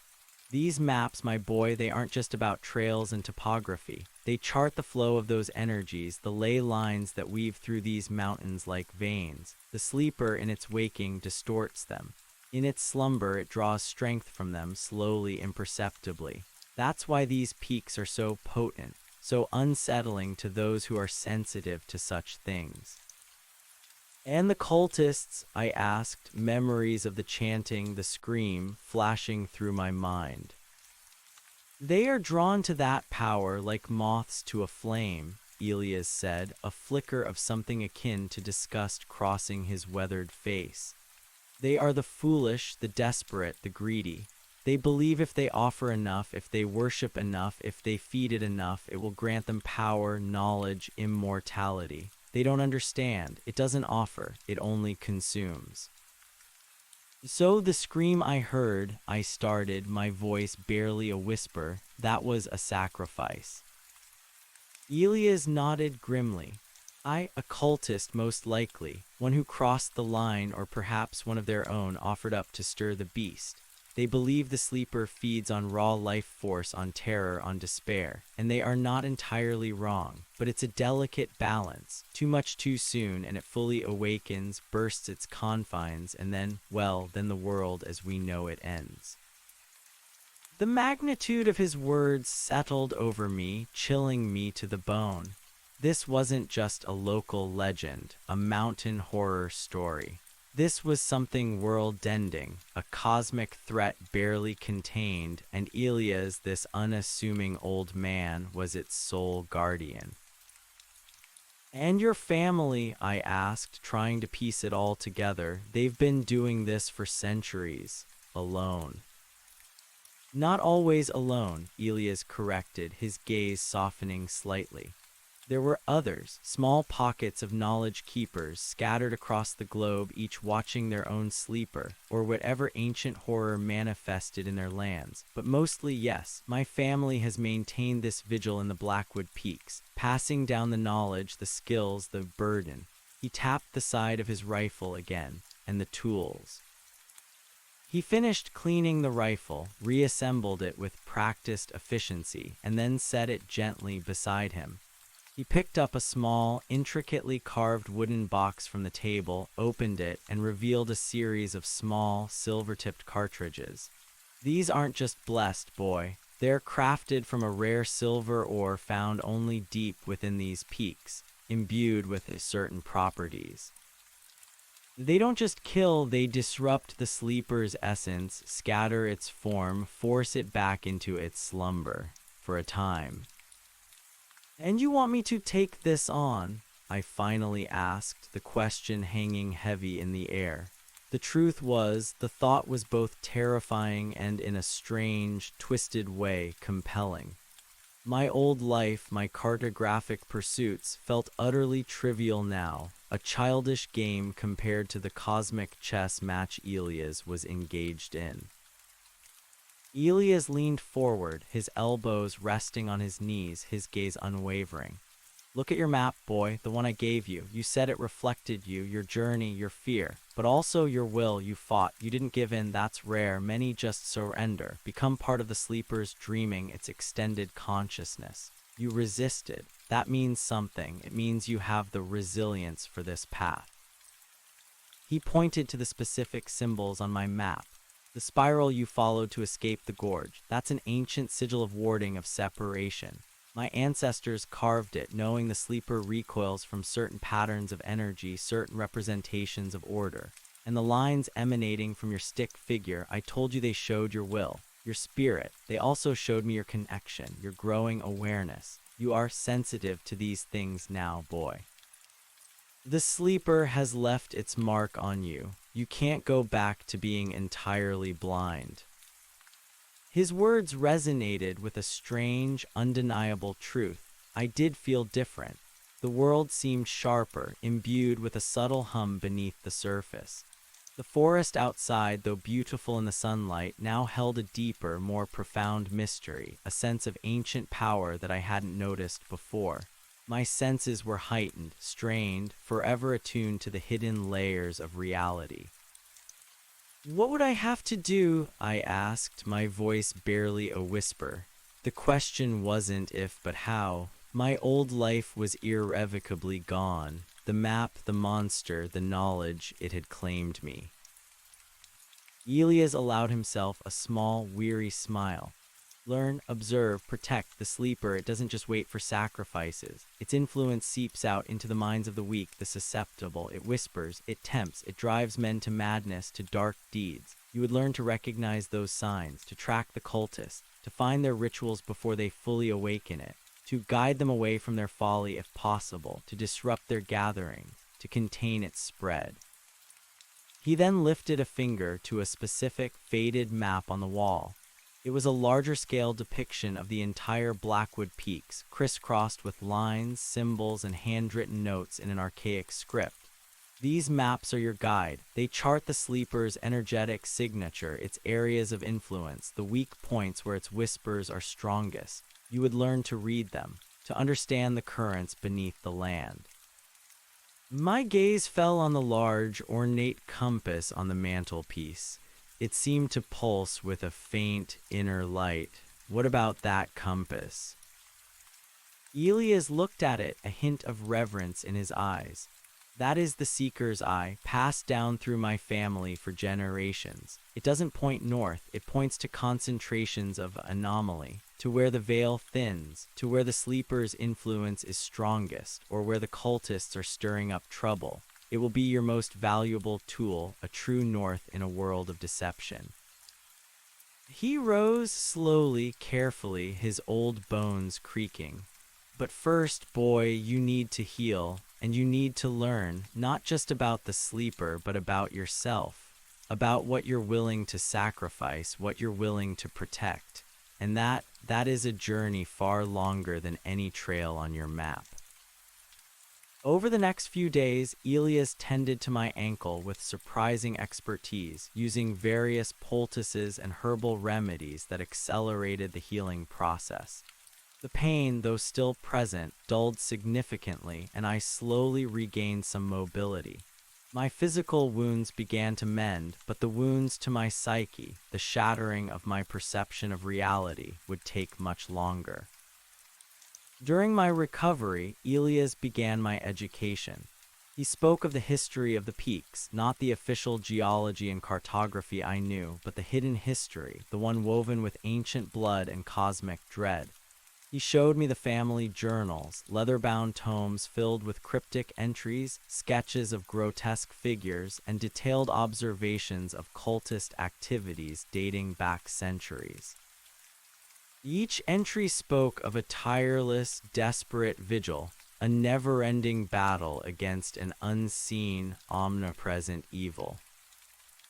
He taught me how to read his family's maps, explaining the subtle nuances of the glyphs and symbols that marked not just physical features, but energetic anomalies, spiritual fault lines, and areas of intense psychic distortion. He showed me how to use the Seeker's Eye, the ancient compass. Its needle, instead of pointing north, would subtly twitch and align itself towards areas of heightened supernatural activity, sometimes quivering with barely contained energy, other times spinning wildly when exposed to pure, unadulterated sleeper influence. "It's not just about what you see, boy," Elias often repeated, his voice patient but firm. "It's about what you feel, the air growing colder, the silence deepening, the unnatural shadows, the whispers in your mind. The sleeper's reach is subtle. It preys on doubt, on fear, on desperation. You must learn to trust your instincts, even when they defy logic." He also taught me rudimentary tracking skills, far beyond what my survival training had covered. Not just animal tracks, but the almost imperceptible signs left by the cultists. Broken twigs, flattened moss, a specific, unsettling scent that always seemed to cling to their trails, a faint, metallic sweetness that made my stomach churn. One afternoon, as I was practicing with the Seeker's Eye, trying to discern the faint tremors of its needle, in response to a buried ancient artifact Elias had hidden nearby, a sudden wave of nausea swept over me. My vision blurred for a moment, and I felt that familiar, cold mental pressure, the one I had experienced in the gorge, trying to infiltrate my mind. It was faint, distant, but unmistakably the sleeper. I gasped, clutching my head, fighting against the invading presence. Elias, who had been watching me, immediately rushed to my side. "It's reaching out," he said, his voice urgent. "It senses your presence, your awakening awareness. It wants to claim you." He pressed a small, smooth river stone, warmed by the sun, into my palm. "Focus on this. Ground yourself. Remember the spiral. Remember the light."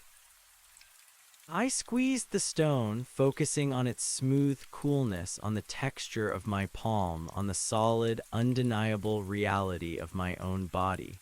I pictured the sun, bright and burning, pushing back the shadows. Slowly, agonizingly, the mental pressure receded, leaving me gasping for breath, my body drenched in a cold sweat. "It's stronger now," I whispered, my voice trembling, even in its slumber. Elias nodded grimly. "The sun has driven it back into its temple, but it has tasted you. It knows you are here, and your awareness of it, your connection to its power, makes you a beacon, a target." He looked at the compass in my hand. Its needle, which had been wildly spinning, was now quivering violently, pointing directly towards me. "The Seeker's Eye confirms it. Your own presence now registers as an anomaly, a disturbance in its domain." The implications were terrifying. I was now tethered to this place, to this ancient evil. There was no going back. As the days turned into a week, my ankle healed enough for me to move with relative ease, albeit with a persistent ache. My body, though still scarred, felt stronger, more attuned. My mind, however, was in constant flux, oscillating between fear, determination, and a profound sense of loss for the life I had left behind. Elias recognized my internal struggle. One evening, as we sat by the fire, the aroma of pine and wood smoke filling the cabin, he spoke softly.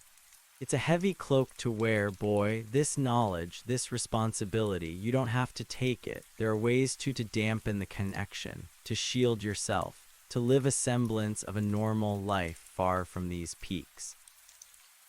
I looked into the dancing flames, seeing not just fire, but the blood-red falls, the swirling darkness, the hollow eyes of the idols. Can anyone truly go back to normal after seeing what I've seen? He shook his head slowly. No, not truly. The mark is etched, but you could try to forget, to ignore the whispers, to pretend the world is still simple. I thought of my old life, my apartment, my maps, my solitary expeditions. They seemed hollow now, devoid of meaning. The universe was infinitely larger, infinitely more terrifying, and infinitely more important than I had ever imagined. And I had a role to play in it, however small, however terrifying. No, I said, my voice firm, surprising even myself. I can't, I won't, I want to understand, I want to fight, I want to help you. Elias looked at me, a glimmer of pride and perhaps relief in his tired eyes. Good, then the training truly begins. The next morning, Elias took me out into the deeper parts of the forest, away from the immediate area of his cabin. He taught me about the local flora and fauna, not just for survival, but for their properties in warding off or detecting the sleeper's influence. Certain plants, he claimed, withered in areas of intense darkness, while others, rarely seen, seemed to thrive on the edges of such places, acting as natural sentinels. He showed me how to set up hidden observation posts, how to move through the forest silently, how to read the subtle shifts in the wind, the rustle of leaves, the call of birds, not just as signs of weather or animals, but as potential indicators of disturbance, of something unnatural stirring. He also taught me how to use the rifle. Not just a standard hunting rifle, but one that felt like an extension of Elias himself. It was heavy, made of dark, aged wood and cold steel, adorned with faint, intricate carvings that seemed to pulse with a dormant energy. He instructed me in its care, in the loading of the silver-tipped ammunition, and in the precision required to disrupt the sleeper's form should the need arise. It's not for killing, boy, Elias explained, holding the rifle with a reverence that bordered on awe. Not like you'd kill an animal, it's for disruption, for sending it back to its dark corner. A precise blow aimed at the heart of its manifested form or at the points where its influence is strongest. He had me practice shooting at various targets deep in the woods, not just for accuracy, but for speed and instinct. The silver rounds, he noted, were precious, difficult to craft, and each one needed to count. He taught me to anticipate, to react, to trust my gut, to let the rifle become an extension of my will. One particularly grueling day, as we were hiking through a dense thicket, the seeker's eye in my hand began to vibrate violently. Its needle spun wildly, then slammed against the inner casing, pointing towards a barely discernible path leading deeper into a shadowed hollow. Elias immediately tensed, his hand going to his rifle. "Cultists," he whispered, his voice grim. "They're close, be ready." My heart began to pound, a frantic drum against my ribs. This was it. My first real encounter, not as a helpless victim, but as a guardian. My hands, surprisingly, were steady as I gripped the rifle Elias had lent me. I checked the chamber, feeling the cool, smooth surface of the silver bullet. We moved stealthily, Elias leading the way, his movements almost silent despite his age. The air grew noticeably colder, heavier, and that sickeningly sweet metallic scent, familiar from the clearing and the gorge, began to prick at my nostrils. My stomach churned. The forest around us grew eerily quiet, the birdsong ceasing, the rustle of leaves replaced by an unnatural stillness. Then we saw it, a small clearing, almost perfectly circular, nestled deep within the hollow. In its center, a crudely constructed altar of rough-hewn stones had been erected, and around it perhaps a dozen figures, cloaked in dark, hooded robes, chanted in low, guttural tones. They held flickering torches, casting dancing shadows that made their grotesque movements seem even more menacing. And on the altar, bound and gagged, was a young woman. Her eyes, wide with terror, pleaded silently for help. My blood ran cold, the scream from the night in the cave. This was what it meant. This was the horror Elias was fighting. This was the reality of the sleeper's hunger. Wait, Elias whispered, his voice barely audible. We need to see what they're doing, to identify their leader. Disrupting them at the wrong moment could cause a panic, and they might harm the girl. We hunkered down behind a thick tangle of thorny bushes, observing the ritual unfolding before us. The cultists' chanting grew louder, more frenzied, their movements becoming sharper, more aggressive. The air in the clearing vibrated with an unnatural energy, a palpable darkness that seemed to draw the light from the air. One figure, taller than the others, his robe adorned with strange, intricate symbols, stepped forward. He raised a ceremonial dagger, its blade glinting ominously in the torchlight. He began to speak, his voice a harsh, rasping whisper that seemed to ripple through the very ground. He was speaking in the same guttural tongue I had heard before, the language of the sleeper. The seeker's eye, which I held firmly in my hand, was vibrating so intensely it almost felt alive. The sleeper's influence here was strong, actively being invoked. He's opening a channel, Elias muttered, his face grim, trying to awaken it further. We can't let him complete the invocation. The leader raised the dagger higher, its tip now pointing directly at the bound woman. Her struggles intensified, a desperate, muffled cry escaping her gagged lips. Now Elias barked, his voice cutting through the unnatural quiet. Before I could fully process the command, Elias rose, his rifle already aimed. He fired not at the cultists, but at the crude altar. The silver bullet struck the stone with a flash of light and a sharp crack that echoed through the clearing. A wave of strange, shimmering energy erupted from the impact point, disrupting the ritual, causing the torches to flicker wildly and the cultists to stagger back, their chanting dissolving into startled cries. I followed his lead, raising my rifle and aiming at the nearest cultist, just as Elias had taught me. I fired, aiming for the shoulder, not to kill, but to disable. The cultist screamed, clutching his arm, a dark, viscous liquid oozing from the wound. Chaos erupted in the clearing.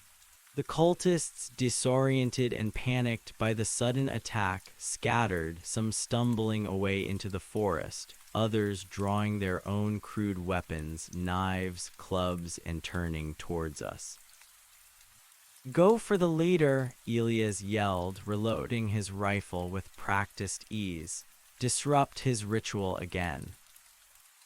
The leader, initially stunned, had regained his composure. He snarled, his eyes burning with fanaticism, and raised his dagger once more, trying to complete the sacrifice. But his focus was broken, his movements less assured. I aimed, my hands steady. The image of the terrified woman on the altar spurred me on. I fired not at the man, but at the dagger. The silver bullet struck the blade with a shower of sparks, knocking it from his hand with a sharp clang. The dagger flew across the clearing, embedding itself in a tree trunk. The leader stared at his empty hand, then at the dagger, his face contorted in a silent scream of fury and frustration.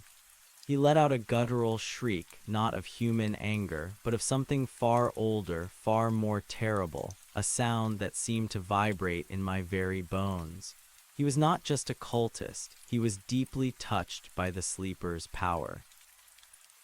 Elias fired again, hitting the ground near the cult leader, sending another burst of shimmering energy through the clearing.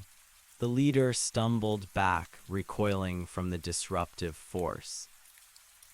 Cut the girl loose, Elias shouted at me, pointing towards the altar. I'll hold them off. Without hesitation, I sprinted into the clearing, dodging a wild swing from one of the cultists with a club. My injured ankle twinged, but I ignored it, adrenaline coursing through my veins. I reached the altar, pulling out my hunting knife, and quickly severed the ropes binding the young woman.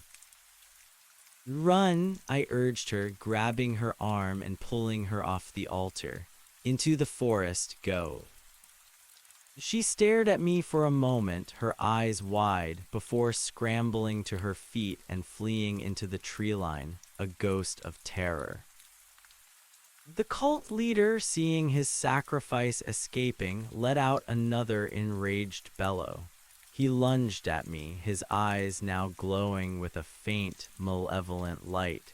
He moved with surprising speed, an unnatural grace that spoke of more than just human strength. I sidestepped his charge, bringing the butt of my rifle up and slammed it into his side. He grunted, stumbling back, but didn't fall. He was stronger than he looked. "Boy, watch out," Elias shouted, as a cultist, wielding a crude axe, charged me from behind. I spun, bringing the rifle up, and deflected the axe blow with a sharp clang, sending a shockwave up my arm. Before the cultist could recover, I swung the rifle again, knocking him off balance, then darted away, creating distance. I was learning. I was fighting. Elias, meanwhile, was a whirlwind of practiced efficiency, moving between shots, his rifle spitting silver, disrupting the cultists, keeping them from overwhelming us. He was old, but his movements were precise, economical, honed by decades of grim practice. The cult leader, recovering from my blow, seemed to grow in stature, his cloaked form rippling with an unseen energy.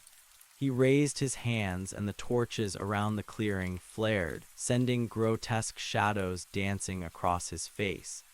He began to chant again, his voice deeper, more resonant, and this time the very ground seemed to shake beneath our feet.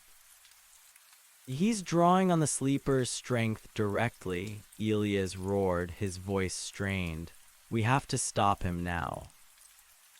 I aimed the rifle at the cult leader, my hands steady despite the tremor in the ground.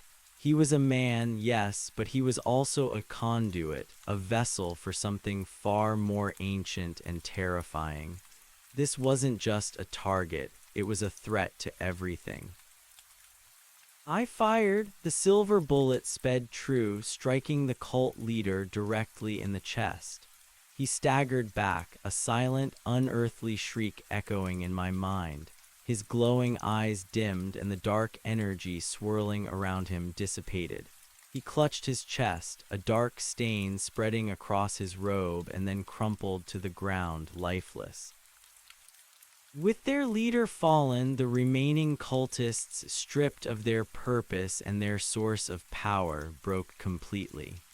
They dropped their weapons and fled into the forest, a terrified, unorganized rabble. Silence descended upon the clearing, broken only by a ragged breathing and the faint rustle of leaves as the last cultist vanished. The air, though still holding that metallic tang, felt lighter, the oppressive darkness receding. The torches, no longer fueled by the cult leader's invoked power, began to die out, plunging the clearing into a gloom that felt natural rather than malevolent. Elias slowly lowered his rifle, his gaze sweeping the clearing, ensuring no more cultists remained.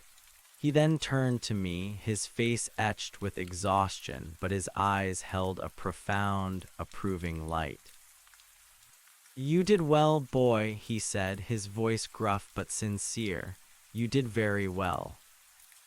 I lowered my own rifle, my body trembling now that the adrenaline had begun to recede. My hands, still clutching the cold metal, felt strangely numb. I had just shot a man, a cultist, yes, a fanatical servant of a cosmic horror, but a man nonetheless. The weight of it pressed down on me, but surprisingly there was no regret, only a grim understanding. I had protected someone. I had fought back the darkness. "The girl," I asked, my voice hoarse. "She'll be fine," Elias assured me. "She'll run far, and she'll have a story to tell that no one will believe, but she'll live. That's what matters." We approached the fallen cult leader. His body lay twisted on the ground, the silver bullet having left a dark, smoking hole in his chest. His features, now devoid of the sleeper's influence, were those of a fanatic, but also of a man lost and misguided. Elias knelt beside him, checking for any hidden items. He found a strange, ornate amulet around the cult leader's neck, a grotesque carving of a twisted humanoid figure, its eyes hollow. Elias plucked it from the dead man's throat and dropped it into a small leather pouch. Relics like these, they amplify the sleeper's whispers, good for nothing but trouble. As he stood up, he looked at me, a serious expression on his face. "This is the life, boy. This is the burden. It's not glorious. It's often ugly, but it's necessary. You saved a life tonight. You fought the darkness. You took your first step as a true guardian." I looked around the clearing at the scattered torches, the disrupted altar, the dead cultist, and then at my own hands, still faintly shaking. My old life felt like a dream. This brutal, terrifying reality was my new existence. "What do we do now?" I asked Elias. "We dismantle this altar," he replied, his gaze already calculating. "We cleanse this clearing of their foul influence, and then we move on. There are always more cultists, always more shadows. The fight never truly ends. But for tonight, we earned a small victory. And that, my boy, is enough to keep us going." Together, we set about dismantling the crude stone altar, scattering its stones, and burying the dead cult leader. As we worked, the last traces of the sleeper's influence seemed to dissipate from the clearing, replaced by the natural scent of pine and damp earth. The rising moon cast a gentle, silver glow through the canopy, illuminating our grim task. I was no longer just a cartographer. I was a guardian of the unseen, a protector against the ancient, a new link in a timeless chain. My journey had indeed ended at a waterfall, but it was not the end I had envisioned. It was the beginning of a life I could never have imagined, a life bound to the Blackwood Peaks, to its dark secrets, and to the unending fight against the sleeper. As the last stone was buried and the clearing restored to a semblance of peace, Elias looked up at the moon, his face thoughtful. "The sleeper will have felt that, the disruption, the loss of its servant. It will remember you." I felt a shiver run down my spine, but this time it was not pure terror. It was a cold, hard resolve. "Let it," I said, my voice steady. "I'll be ready." Elias smiled, a rare, genuine smile that crinkled the corners of his eyes. "That's the spirit, boy, that's the spirit of a true watcher." He slung his rifle over his shoulder, a silent invitation for me to do the same. "Come, it's time to head back to the cabin. We have much to discuss and even more to prepare for, because the darkness, it never truly sleeps." We turned and walked out of the clearing, leaving the scene of our first battle behind us. The moon cast long, eerie shadows through the trees, but the fear I once felt in these woods was slowly being replaced by a burgeoning sense of purpose. The Blackwood Peaks were still a place of profound danger, but they were also now my home, my responsibility. My new life had begun, forged in blood and silver, under the watchful gaze of an ancient evil, and guided by the unwavering resolve of an old man whose burden I was slowly, irrevocably beginning to share. The long night of vigilance stretched before us, an endless horizon of silent battles against a hidden enemy, and I was ready to face it, one step at a time, one silver bullet at a time. The world was darker than I had ever known, but I was no longer blind to its shadows. And that in itself was a kind of power. The journey back to the cabin under the watchful moon was different. The forest, which had once seemed an oppressive presence, now felt like a living entity, a vast, complex organism I was only just beginning to understand. The shadows, though still long and deep, no longer held the same paralyzing terror. Instead, they held secrets, dangers, yes, but also a call to vigilance, a challenge I felt increasingly prepared to meet.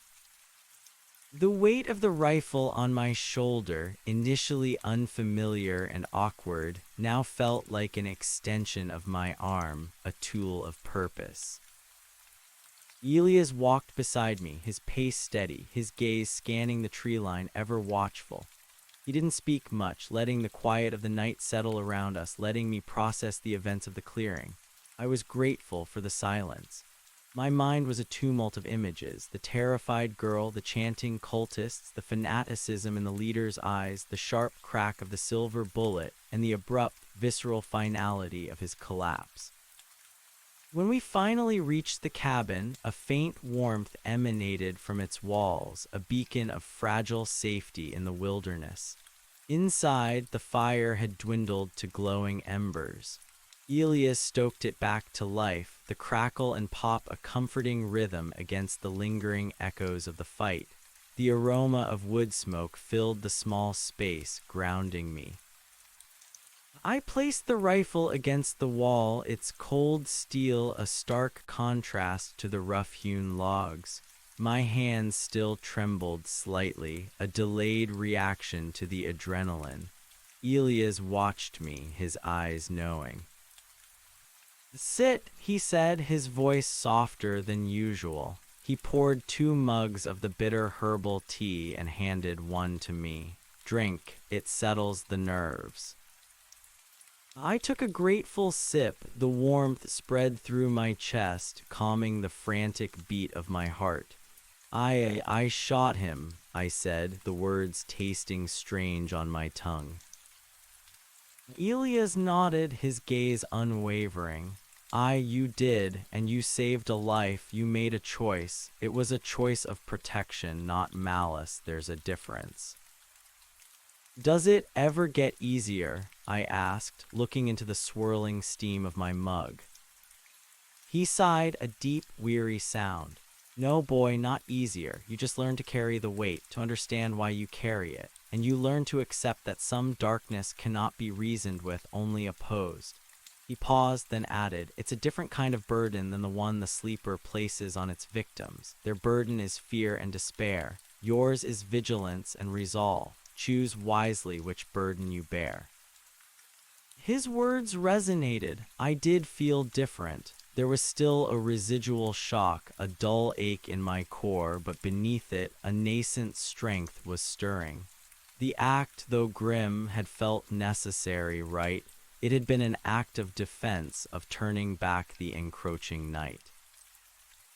Over the next few days, Elias pushed my training harder. The initial focus had been on survival and basic identification of sleeper influence. Now it shifted to active engagement, to understanding the cultists' methods, and to refining my own abilities. He revealed more about the sleeper's subtle influence. "It's not just a monster that sleeps in a cave," Elias explained one morning as we stood by a hidden stream, the seeker's eye quivering gently in my hand. "It's a psychic predator. It doesn't just feed on fear, it cultivates it. It plants seeds of doubt, whispers of despair, visions of paranoia in susceptible minds. It nudges people towards the darkness, preparing them, shaping them into willing conduits." He pointed to the seeker's eye. "This compass, it doesn't just point to anomalies, it reacts to those psychic distortions. Learn to feel it, not just watch it. Feel the tremor in your hand, the subtle pull, the way it resonates with your own mind. The sleeper has touched you. You now have a unique sensitivity to its influence. It's a curse, yes, but also a weapon if you learn to master it." I spent hours practicing with the compass, not just in Elia's meticulously prepared training scenarios, but on long, solitary hikes through the forest. I learned to differentiate between the natural energies of the land and the corrupting presence of the sleeper. A faint, almost imperceptible tremor in the needle might signify a lingering cultist trail, while a wild, chaotic spin often meant I was nearing an area where the sleeper's psychic whispers were particularly potent, causing the very air to thicken with unseen dread. One afternoon, I was tracking what Elias suspected was a new cultist group. The seeker's eye quivered with a low, constant hum, guiding me along an overgrown deer trail. As I rounded a bend, I came across a small, unsettling tableau. A crude effigy made of twisted branches and animal bones hung from a tree branch, swaying gently in the breeze. Around it, the ground was disturbed, and I could smell that metallic sweetness. The cultists had been here recently. As I studied the effigy, a sudden, sharp pain lanced through my head, coupled with a wave of profound sadness and hopelessness. It wasn't a direct assault like in the gorge, but a seep, a low-frequency hum of despair that threatened to overwhelm me. The effigy seemed to glow with a faint, malevolent light, amplifying the feeling. I fell to my knees, clutching my head, fighting against the encroaching darkness. Give up, it's too much. The world is ending. There is no hope. The whispers were insidious, subtly twisting my own thoughts against me. Remembering Elia's teaching, I reached for the smooth river stone I now carried in my pocket, a grounding charm he had given me. I squeezed it, focusing on its solid reality, on the texture of my skin, on the steady rhythm of my own breath. I forced myself to picture the spiral, the symbol of warding, the light of the rising sun. Slowly, painstakingly, I pushed back against the mental pressure, forcing the sleeper's despair from my mind. The pain receded, leaving me shaken but intact. I looked at the effigy again, this time with a clearer mind. It wasn't just a physical object, it was a focal point, a receiver and transmitter for the sleeper's influence, designed to spread fear and despair. I took a deep breath, raised my rifle, and with a single, precise shot of a silver bullet, shattered the effigy.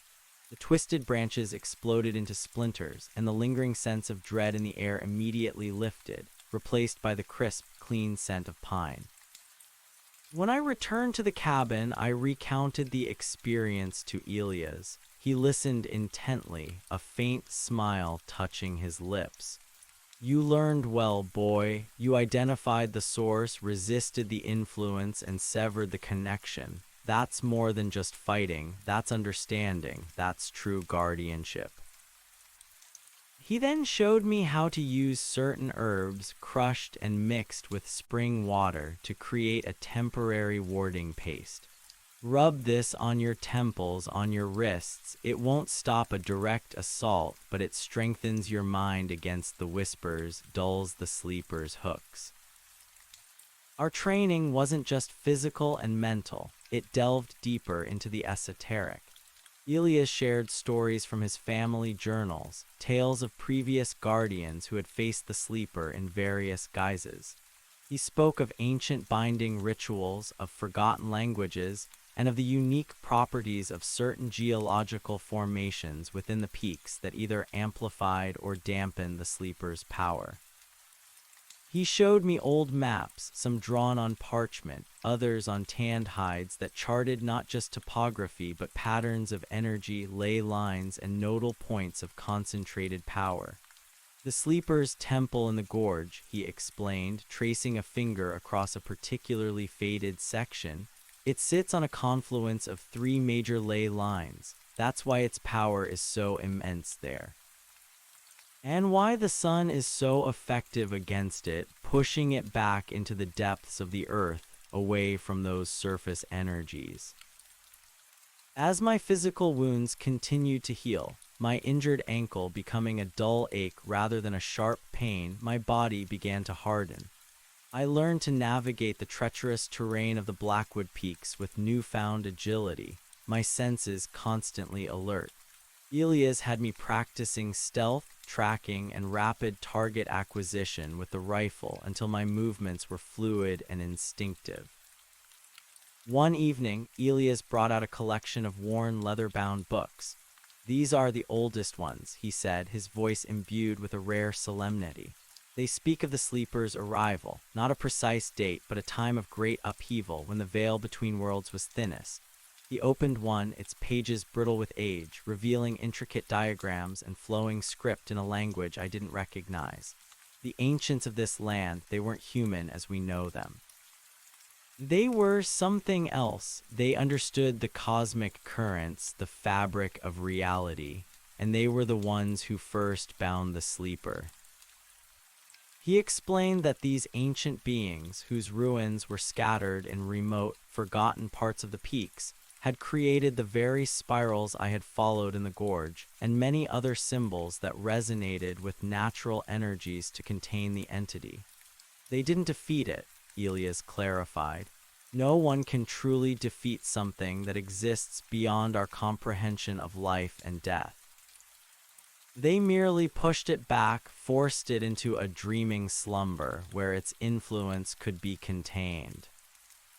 This expanded understanding of the sleeper and its ancient history, far from paralyzing me with fear, solidified my resolve. I was part of something ancient, a lineage of silent guardians who stood between humanity and a cosmic horror. My purpose was clear. Our next serious encounter came a few weeks later.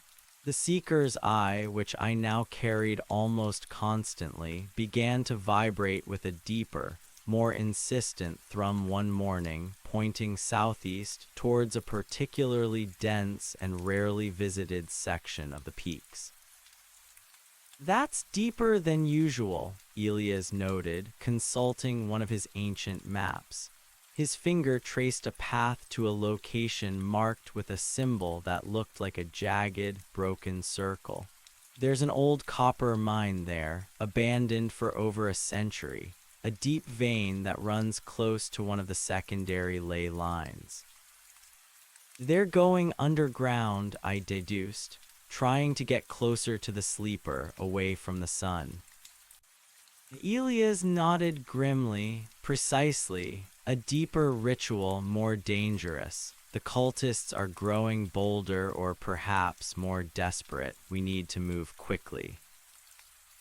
We packed our gear: rifles, silver ammunition, warding herbs, the Seeker's Eye, and a few days' rations. The hike was arduous, through thick undergrowth and over steep, rocky terrain. The deeper we went, the more the natural sounds of the forest faded, replaced by an oppressive silence. The air grew heavy, thick with an almost tangible sense of dread. Even the light seemed to dim, swallowed by the dense canopy and the encroaching psychic darkness. The Seeker's Eye in my hand was a live thing, pulsating with frantic energy, its needle spinning erratically before locking onto a single, unwavering direction, deeper into the shadowed earth. We found the mine entrance nestled in a secluded ravine, almost hidden by an overhang of rock and thick moss. It was a dark, gaping maw, a scar on the face of the mountain, exhaling an icy, stale breath that smelled faintly of damp earth and something else, something metallic and unsettlingly sweet. "This is it," Elias whispered, his voice low and tight. "Be ready for anything. Underground, its influence is often amplified. They will be stronger here." We entered the mine, the darkness immediate and profound. Our headlamps cut weak swaths through the gloom, revealing rough-hewn tunnels shored up with crumbling timbers that groaned under unseen pressure. The air was cold and damp, the sound of our footsteps echoing eerily in the confined space. As we moved deeper, the whispers began. Faint at first, a barely perceptible rustle at the edges of my hearing, then growing louder, more insistent. Despair, abandonment, futility, they preyed on old doubts, on the lingering shadows of my past life, trying to plant seeds of surrender in my mind. But I was ready this time. I applied the warding paste to my temples and focused on the coolness of the river stone in my pocket. I pictured the spiral, felt the sun's warmth on my skin, pushing back the darkness. The whispers tried to penetrate, but they merely grazed the strengthened walls of my mind. "They're trying to break our resolve," I murmured to Elias. "It's stronger here." "I feel it," he replied, his voice strained but steady. "Stay focused, trust your training." The seeker's eye glowed faintly in my hand, its needle pointing steadily downwards into the very heart of the earth. We navigated a labyrinth of tunnels, some collapsed, others leading to dead ends. The air grew colder, and the metallic tang, that sickeningly sweet smell, intensified. Finally, we reached a large cavern deep within the mountain. It was vast, its ceiling lost in shadow, supported by massive natural rock pillars, and in its center, illuminated by dozens of flickering torchlights, was a scene of chilling horror. A larger, more elaborate altar stood here, carved from black, obsidian-like rock, covered in grotesque glyphs that seemed to writhe in the torchlight. Around it, scores of cultists, far more than we had seen before, swayed and chanted in a frenzied ritual. They wore heavier, more ornate robes, some adorned with crude, bone-white masks that distorted their faces into monstrous visages. And on the altar, several bound figures lay motionless. Not just one this time, but three, 2 men and a young woman, all gagged, their eyes wide with terror. They were barely conscious, their bodies convulsing weakly. The cultists were moving faster now, their chanting reaching a fever pitch, their movements more violent, more desperate. Above the altar, a shimmering distortion hung in the air, a tear in the fabric of reality. It pulsed with an abyssal darkness, a profound cold that seemed to suck all warmth and light from the cavern. Tendrils of shadow, like impossible smoke, began to writhe within the distortion, coalescing into vaguely humanoid shapes, reaching out towards the sacrifices. "It's waking," Elias breathed, his voice tight with urgency. "It's reaching through. This is what they wanted." The sleeper, its presence here was overwhelming, raw, undiluted by the sun's light. It pressed in on my mind, bypassing the wards, seeking purchase directly. This was not a whisper, this was a roar. "Come, join the dream, surrender, we are one." My head throbbed, my vision blurred, the cavern seemed to spin. I fought it, desperately clinging to the image of the spiral, to Elia's steady presence beside me, to the terrified faces on the altar. I squeezed the river stone, focusing all my will on resisting the mind-shattering force. My body trembled, but I held my ground. "We can't let it manifest fully," Elias yelled, his voice barely audible above the chanting and the psychic assault. "Go for the portal, disrupt the distortion." He raised his rifle and fired, not at the cultists, but directly at the shimmering tear in reality above the altar. The silver bullet struck the distortion with a blinding flash, a sound like tearing silk, and a wave of pure, concentrated energy exploded outwards. The tendrils of shadow recoiled with an unseen shriek, the sleeper's mental assault momentarily fractured. The cultists staggered, their chanting faltering, their frenzied movements pausing in confusion and pain. The torches flickered wildly, some dying out completely. "Now, boy," Elias roared, reloading his rifle. Keep them off the altar. Cut the sacrifices loose." I didn't hesitate. My rifle spitting silver, I aimed at the closest cultists, disrupting their formation, hitting them in the arms and legs, sending them sprawling. They screamed, not in pain, but in outrage and fear, their masks adding a grotesque quality to their expressions. Chaos erupted in the cavern. The cultists, far more numerous and fanatical than before, swarmed us. They carried crude knives, clubs, and strange, ritualistic bladed weapons. Elias moved with surprising agility, a blur of motion, firing, striking, his rifle a deadly extension of his will. He was a force of nature, a lifetime of combat against the unseen honed into an instinctual, precise dance of defense. I fought alongside him, a grim student learning from a master. I parried a club with my rifle, deflected a knife with a swift block, then swung the butt into another cultist's gut, sending him gasping to the ground. My silver bullets found their marks, disrupting the cultists' movements, breaking their charges. My focus was on the altar. I had to reach the sacrifices. Dodging and weaving through the chaotic melee, I pushed towards the black obsidian slab. The cultists, enraged by our disruption, tried to cut me off, their eyes burning with fanaticism. One particularly large cultist, wearing a horned, goat-like mask, lunged at me wielding a massive obsidian-bladed axe. His strength was immense, his movements feral. I barely dodged his first swing, the axe whistling past my ear, the wind of its passage chilling my skin. I brought my rifle up to block his next strike, the impact jarring my teeth, sending a painful tremor up my arms. The axe dug into the rifle's stock, leaving a deep gash.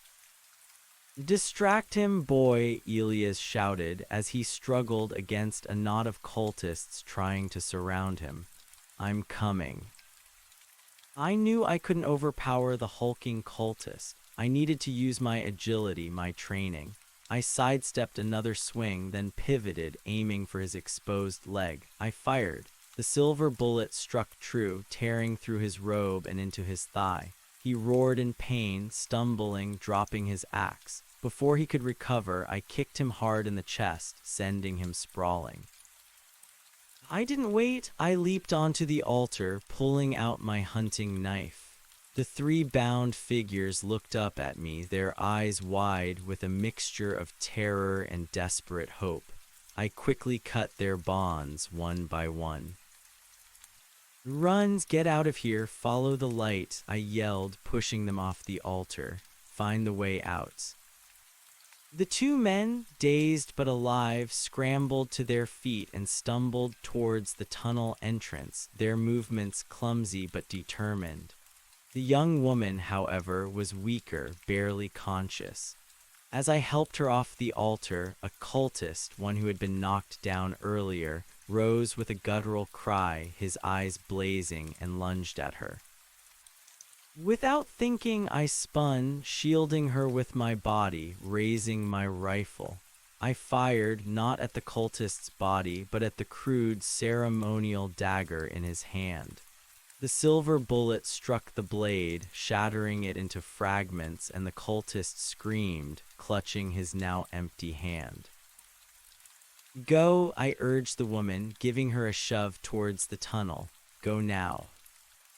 She stared at me for a moment, her eyes filled with a dawning awe. Then, finding a surge of strength, she stumbled towards the tunnel, disappearing into the gloom.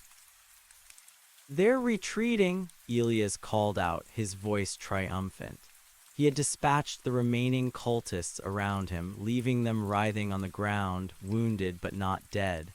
The psychic assault from the sleeper had weakened, its connection to the portal disrupted. The shimmering distortion above the altar flickered, shrinking, its dark tendrils retracting.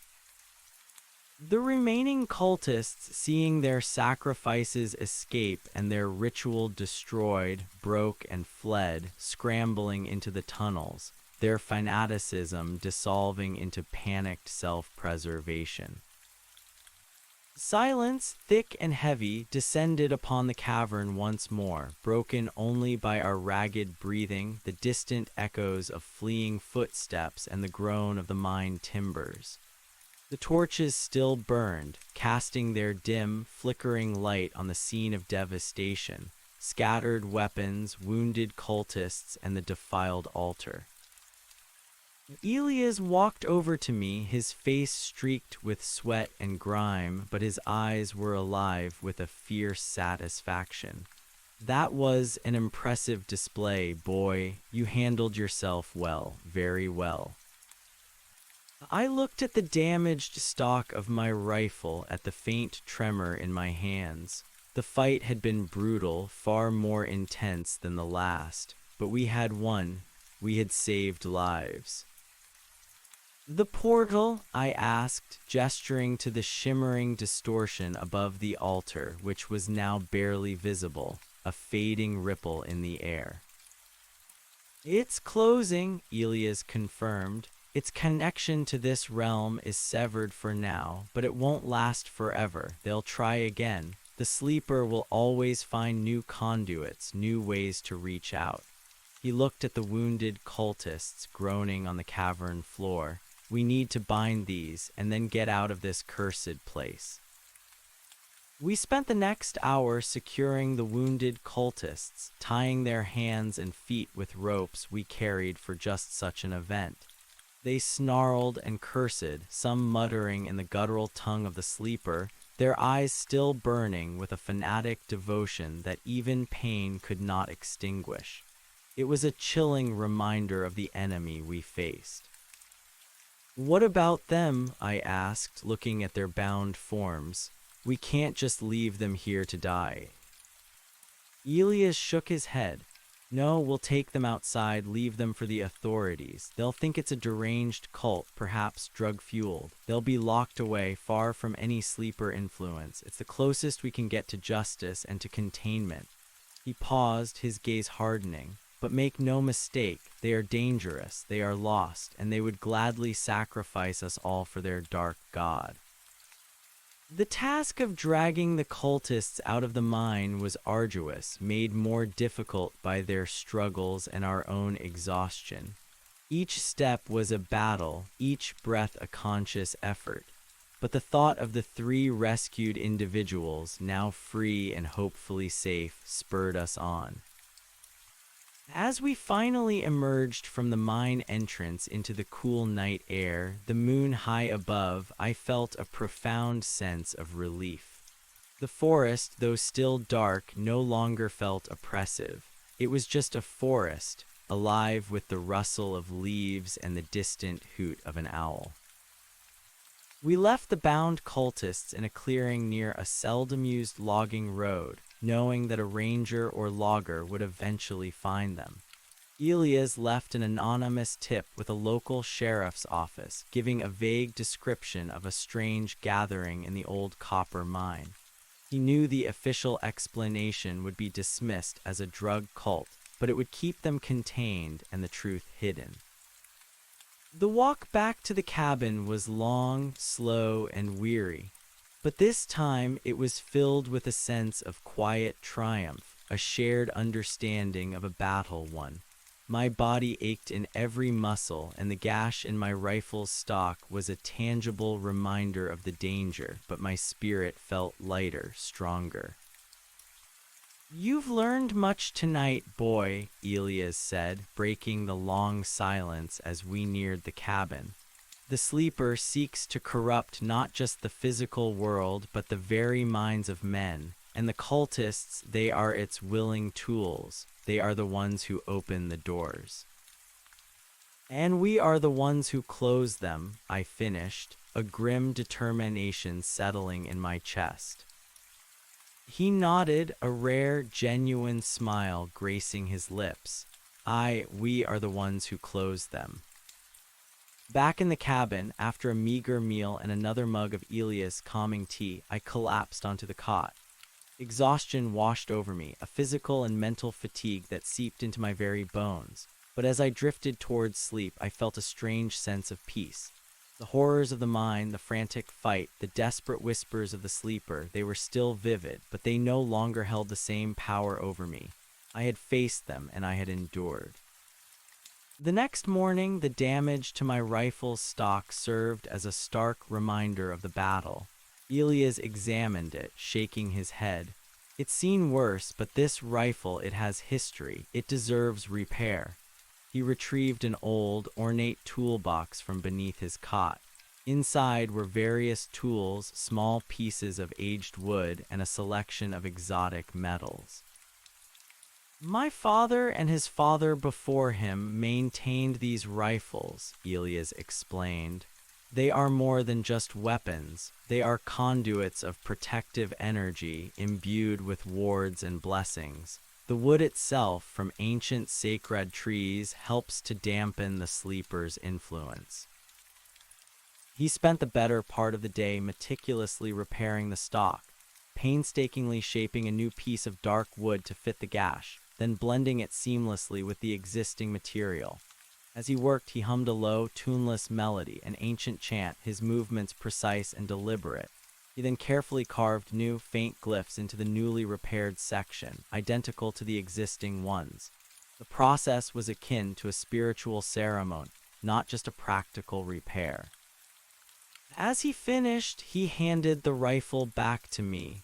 The gash was gone, the new wood perfectly integrated, the carvings almost indistinguishable. It felt stronger, more balanced, as if it had drawn renewed energy from the repair. There, Elias said, his voice quiet, a guardian's tool restored, ready for the next fight. My training continued, now with an added emphasis on reconnaissance and planning. Elias had me studying the cultists' movements, their preferred areas for rituals, their methods of recruitment. We used the maps, the seeker's eye, and my own heightened senses to predict their next moves. They operate in cycles, Elias explained, pointing to a series of notations in one of his journals. After a major disruption, they go dormant for a time, licking their wounds, regrouping, but the sleeper's hunger is constant. It will whisper to new cultists, draw new followers, they always return. He also taught me about the rare silver ore, found deep within the peaks, that was used to craft the ammunition. It wasn't just the silver itself, but the specific veins, rich in particular mineral composites, that made it effective. He took me to a hidden outcrop, a small, barely visible fissure in the rock face, where he mined the precious metal himself, explaining the subtle geological signs that indicated its presence. The process was slow, arduous, and reinforced the value of each silver bullet. My internal world, meanwhile, was undergoing a profound shift. The fear I had initially felt was slowly being replaced by a sense of unwavering purpose. The memories of my old life, of my cartographic expeditions, now seemed like distant echoes from a forgotten dream. The mountains, once a mere subject of study, had become my world, my responsibility. The sleeper's presence was a constant, low hum at the edge of my awareness, a pervasive cold that never quite left me. But I had learned to live with it, to draw strength from my opposition to it. The whispers still came, sometimes in the dead of night or in moments of weakness, but they no longer held the same power. I could push them back, sometimes with a conscious effort of will, sometimes with a quiet focus on the spiral or the feeling of the river stone in my hand.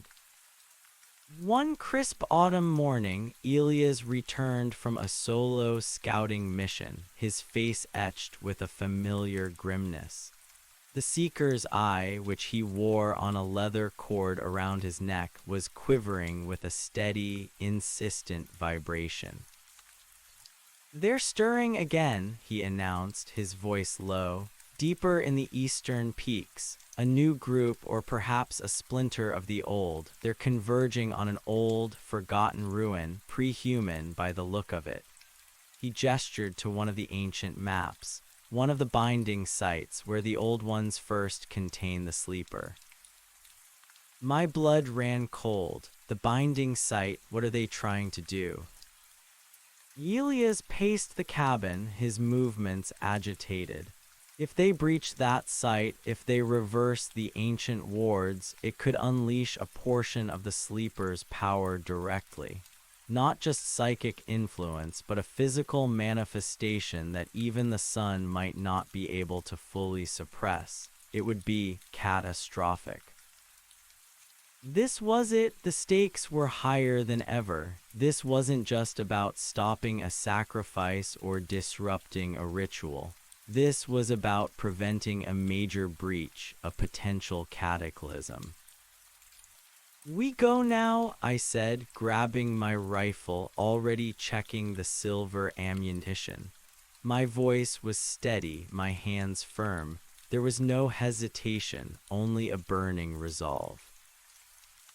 Elias looked at me, a flicker of something akin to pride in his tired eyes. "Good, we go now, but this will be different. This won't be a direct confrontation, not like the mine. The binding site is too volatile. We have to be surgical. We have to be precise." He laid out the strategy. We would approach under the cover of darkness, making our way through a rarely used game trail. Our goal wasn't to engage all the cultists, but to identify their leader, the one directing the ritual, and disrupt the specific points of power they were attempting to manipulate at the ancient site. The journey was long, a forced march through the deepening twilight. The Seeker's eye hummed with an almost painful intensity in my hand, its needle vibrating towards the eastern peaks. The air grew colder, heavier, charged with an unsettling energy that pressed in on us. The whispers were louder now, a cacophony of fear and despair, trying to worm their way into my mind, but I fought them back with every fiber of my being. We finally reached the edge of the ancient ruin just before midnight. It was a haunting sight. Massive, cyclopean stones, arranged in an impossible pattern, half buried in the earth, overgrown with ancient moss and gnarled trees. They seemed to hum with a dormant power, a deep, resonant thrum that vibrated through the ground. And in the center of it all, a large gathering of cultists. Hundreds this time, a sea of dark robes and flickering torches, their guttural chanting echoing through the ruins, amplified by the unnatural acoustics of the ancient stones. They were arranged in a complex pattern around a central megalith, their movements precise, synchronized. Above the central megalith, the air shimmered with an unsettling dark light. It was not a portal, not a tear, but a growing distortion in the very fabric of reality, a place where the air grew thin, where shadows stretched and warped, and where the ancient wards seemed to strain, groaning under the immense pressure being placed upon them. "They're trying to unravel the wards," Elias whispered, his voice grim. "To unbind it. They're channeling the sleeper's power through their own minds, pushing against the ancient seals. If they succeed—" He left the sentence unfinished, the implication chillingly clear. My gaze swept the multitude of cultists, searching for their leader. There, near the central megalith, stood a figure distinct from the others. Taller, his robe embroidered with intricate, glowing symbols, he held a staff topped with a grotesque, pulsating crystal that seemed to draw light from the torches, then release it in dark, malevolent flashes. He was directing the chanting, his arms sweeping in complex, ritualistic gestures. "The staff," I whispered to Elias. "It's a focal point, it's channeling something." Elias nodded, his eyes fixed on the leader.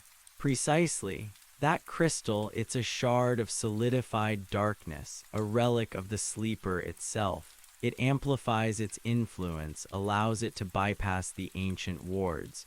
If we can destroy that staff, it will disrupt the ritual and the wards might reassert themselves." The challenge was immense. We were 2 against hundreds in a place steeped in ancient, malevolent power. But there was no alternative. How do we get close enough? I asked. Elias pointed to a series of crumbling structures on the periphery of the ruins. There are old access tunnels, used by the ancients to maintain the wards. They're probably collapsed in places, but they might get us closer. We moved, stealthily navigating the treacherous terrain, our shadows swallowed by the deeper darkness emanating from the ritual. The whispers were deafening now, a swirling vortex of despair and madness that threatened to tear my mind apart. My warding pace felt inadequate, the river stone a mere pebble against a tidal wave. But I held on fiercely, relentlessly, focusing on the mission, on the staff, on the leader, on the light. We found a partially collapsed tunnel, its entrance obscured by centuries of overgrowth. Elias, despite his age, moved with surprising agility, clearing the rubble, revealing a narrow passage leading downwards. We squeezed through, emerging into a network of ancient, stone-lined tunnels beneath the ruin. The air here was ancient, stagnant, filled with the scent of damp earth and raw power. The walls were covered in faded glyphs, some of them spirals, some of them complex patterns of containment. The seeker's eye was vibrating so intensely in my hand that it felt like it might shatter. "These are the pathways of power," Elias whispered, tracing a finger along a glowing line on one of his maps. "The conduits that hold the sleeper in check. The cultists are trying to overload them, to break them." We moved cautiously through the labyrinthine tunnels, each step deliberate, each breath held. The chanting above us was a low, resonant thrum that vibrated through the very stones, a sound that seemed to reach into the depths of my being. Finally, we reached an access shaft, a narrow, vertical tunnel that opened into the main ritual chamber above, directly beneath the central megalith. A faint light, the flickering glow of the cultists' torches, filtered.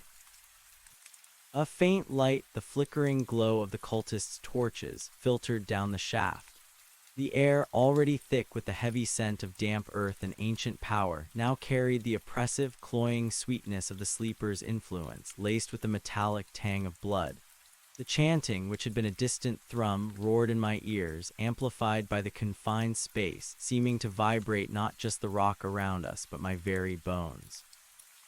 It was a language of madness and dark devotion, a chorus of human voices twisting into something inhuman. I felt the seeker's eye in my hand pulse with a frantic, almost painful rhythm. It was a beacon of warning, screaming that we were at the precipice of unimaginable danger. The whispers were no longer subtle suggestions. They were a torrent, a deluge of despair, anger, and grotesque hunger pounding at the walls of my mind. Despair, surrender, join, the end is now. I clutched the river stone so tightly my knuckles ached, my other hand gripping the rifle, its familiar weight the only anchor in a storm of mental chaos. The spiral, the sun, Elias' unwavering gaze, these were the fragments I desperately held onto. Elias, despite his age, climbed the ancient shaft with a surprising blend of agility and caution. He was a silent shadow, a whisper of movement, his rifle strapped securely to his back. His face, illuminated by the dim light above, was a mask of grim determination, his eyes narrowed, focused entirely on the task at hand. He reached the top of the shaft, pausing at the lip, peering through a narrow gap in the cyclopean stones that formed the chamber floor. He signaled for me to wait, then slowly, painstakingly, levered himself up, disappearing from my sight. A moment later, his hand reappeared, beckoning me. I ascended, my muscles burning, my senses overwhelmed. The transition from the oppressive confines of the tunnel to the vastness of the ritual chamber was jarring. I emerged into a space of truly gargantuan proportions, a cavern of impossible size, its ceiling lost in the darkness hundreds of feet above. Massive, rough-hewn pillars of stone covered in glowing alien glyphs supported the ceiling, stretching into the abyssal gloom. The air was colder here, yet somehow thicker, permeated by an overwhelming sense of ancient malevolence.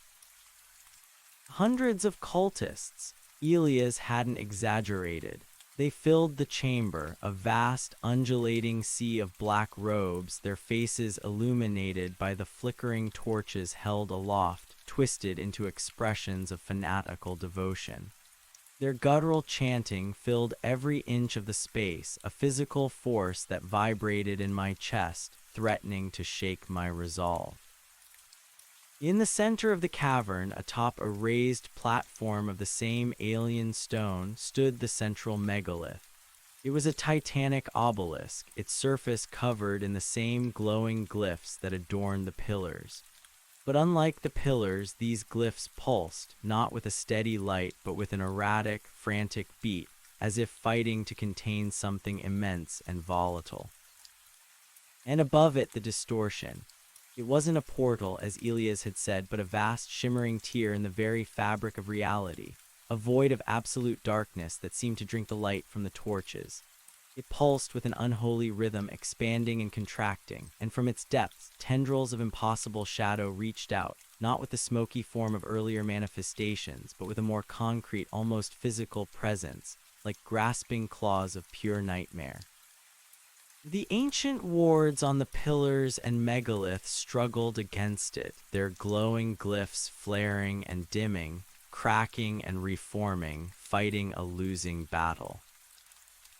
Near the central megalith, directing the horrifying symphony, stood the cult leader. He was indeed taller, his robe shimmering with intricate symbols of woven darkness. In his hand he held the staff, a twisted, gnarled branch of what looked like petrified wood, topped by a crystal that pulsed with an internal, malevolent light, dark and hungry. This was no ordinary stone. It was a fragment of the sleeper itself, actively tearing at the dimensional veil. As he raised the staff, the shadowy tendrils from the distortion lunged, growing thicker, more defined, and the chanting of the cultists intensified, reaching a fever pitch. My blood ran cold. The sheer scale of it was overwhelming. Elias and I were tiny specks against this ocean of fanaticism and cosmic horror. The whispers in my mind became a scream, tearing at my sanity, trying to force me to my knees. Futility, madness, there is no escape. But Elias was there, a steady, unyielding presence beside me. He placed a hand on my shoulder, a grounding touch. His eyes, though weary, burned with an unwavering fire. He pointed with a subtle nod, indicating a path. We were in a small alcove, hidden by a jutting rock formation high up in the cavern wall. From here, we had a vantage point, albeit a distant one, of the central ritual. "We need to get closer," Elias whispered, his voice barely audible above the din.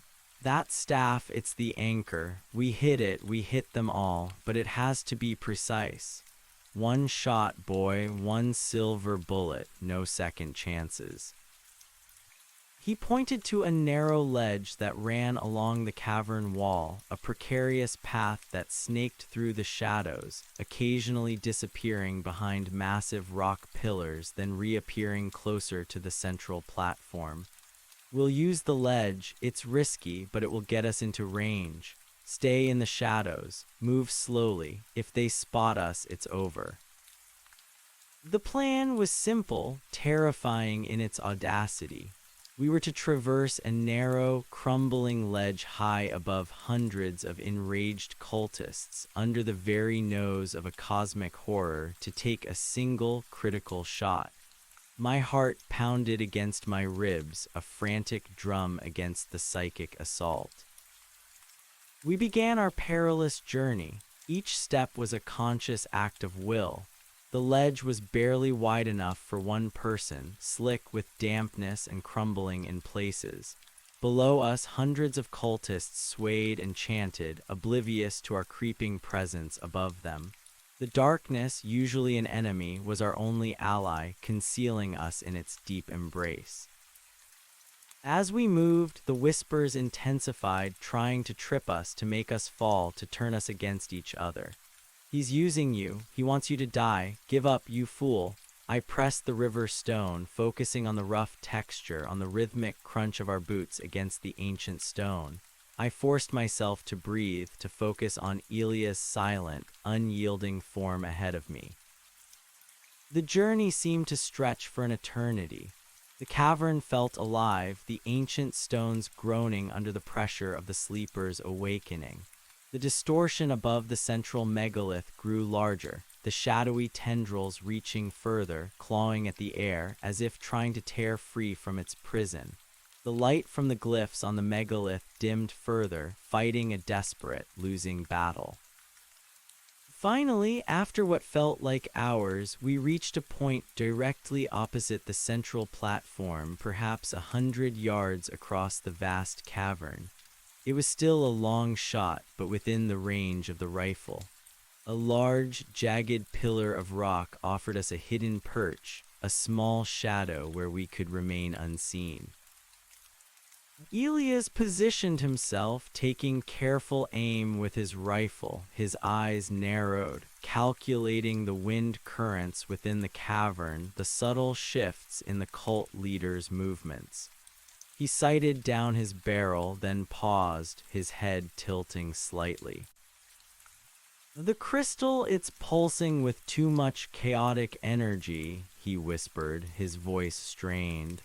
"A direct hit might scatter its essence, but it could also cause a massive psychic backlash. It's too risky. We need to disrupt the focus, not shatter it."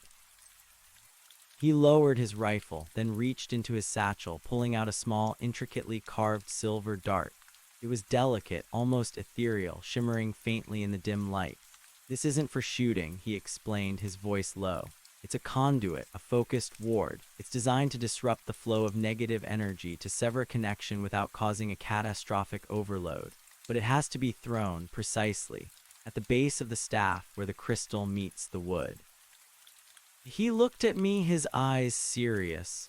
"My arm, it's not what it once was. The throw needs power and pinpoint accuracy. Boy, you have to do it." My heart leaped into my throat. I had fired the rifle with accuracy, but throwing a small, delicate dart with such precision, across 100 yards, through the maelstrom of psychic energy, amidst hundreds of cultists, at a target barely visible in the flickering light, it felt impossible. I don't know if I can," I admitted, my voice trembling slightly. Elias gripped my shoulder. "You can, you have to. You've faced its whispers, boy. You've stood against its power. Your mind is attuned now. Use your sensitivity. Feel the currents. Feel the staff, the crystal, how it draws the energy. You don't just throw, you guide it with your will." He pressed the silver dart into my hand. It was surprisingly light, yet humming with a faint, cool energy. I looked at the dart, then at the distant figure of the cult leader, his staff raised, the crystal pulsing malevolently. The shadowy tendrils from the distortion were now writhing with frantic intensity, almost solidifying, reaching towards the ground. The ancient wards on the megalith were almost extinguished, flickering feebly, groaning under the strain. Time was running out. I closed my eyes for a moment, pushing back against the overwhelming psychic assault, focusing on the familiar sensation of the river stone in my pocket, on the spiral, on Elia's unwavering belief in me. I opened my eyes, the scene before me still horrifying, but now I saw it differently. I saw the currents of energy Elias spoke of, the dark, insidious flow from the distortion to the staff, from the staff to the leader, and from him to the cultists, binding them all in a web of malevolence. I raised the dart, feeling its faint hum, and focused all my will, all my training, all my newfound purpose on that one distant target, the base of the staff. I visualized the dart flying unimpeded, striking true. I felt the connection, the subtle pull, the resonance of the sleeper's power, and imagined myself using it, redirecting it. With a silent prayer, I threw. The silver dart, almost invisible against the backdrop of darkness, streaked across the vast cavern. It seemed to defy gravity, a tiny silver projectile guided by an unseen force. It sailed over the heads of the chanting cultists, through the swirling psychic energies, directly towards the central platform. The cult leader, engrossed in his ritual, did not see it. The hundreds of cultists below, their eyes fixed on the distortion, did not see it. The dart struck the base of the staff with an almost imperceptible thwip. There was no explosion, no flash of light, but an immediate, profound disruption. The pulsating crystal at the staff's tip sputtered, its malevolent light flickering, then dimming rapidly. The dark energy flowing through the staff seemed to short-circuit, causing the cult leader to convulse violently, his body racked by an invisible shockwave. He let out a silent, unearthly shriek that echoed only in our minds, a sound of pure agony and thwarted power. The effect was instantaneous and widespread. The shadowy tendrils from the distortion above the megalith recoiled with a visible shudder, dissolving back into the abyss. The distortion itself began to shrink, contracting rapidly, its dark light fading. The ancient glyphs on the central megalith, which had been almost extinguished, flared back to life with renewed vigor, their golden light pushing back the encroaching darkness. The hundreds of cultists below, their connection to the sleeper's amplified power severed, staggered. Their frenzied chanting faltered, dissolved into confused murmurs, then into shouts of alarm and fear. The spell was broken. Chaos erupted, but this time it was chaos born of confusion and terror, not fanaticism. The cult leader, his staff now inert, its crystal dark and lifeless, stumbled backward from the megalith, clutching his chest. His intricate robe, which had shimmered with dark energy, now looked like ordinary cloth. His eyes, which had glowed with malevolence, now held only shock and dawning horror. He knew what had happened. He knew his ritual had failed. And now Elias roared, his voice cutting through the rising panic of the cultists. The moment of their weakness hit the leader, break their will.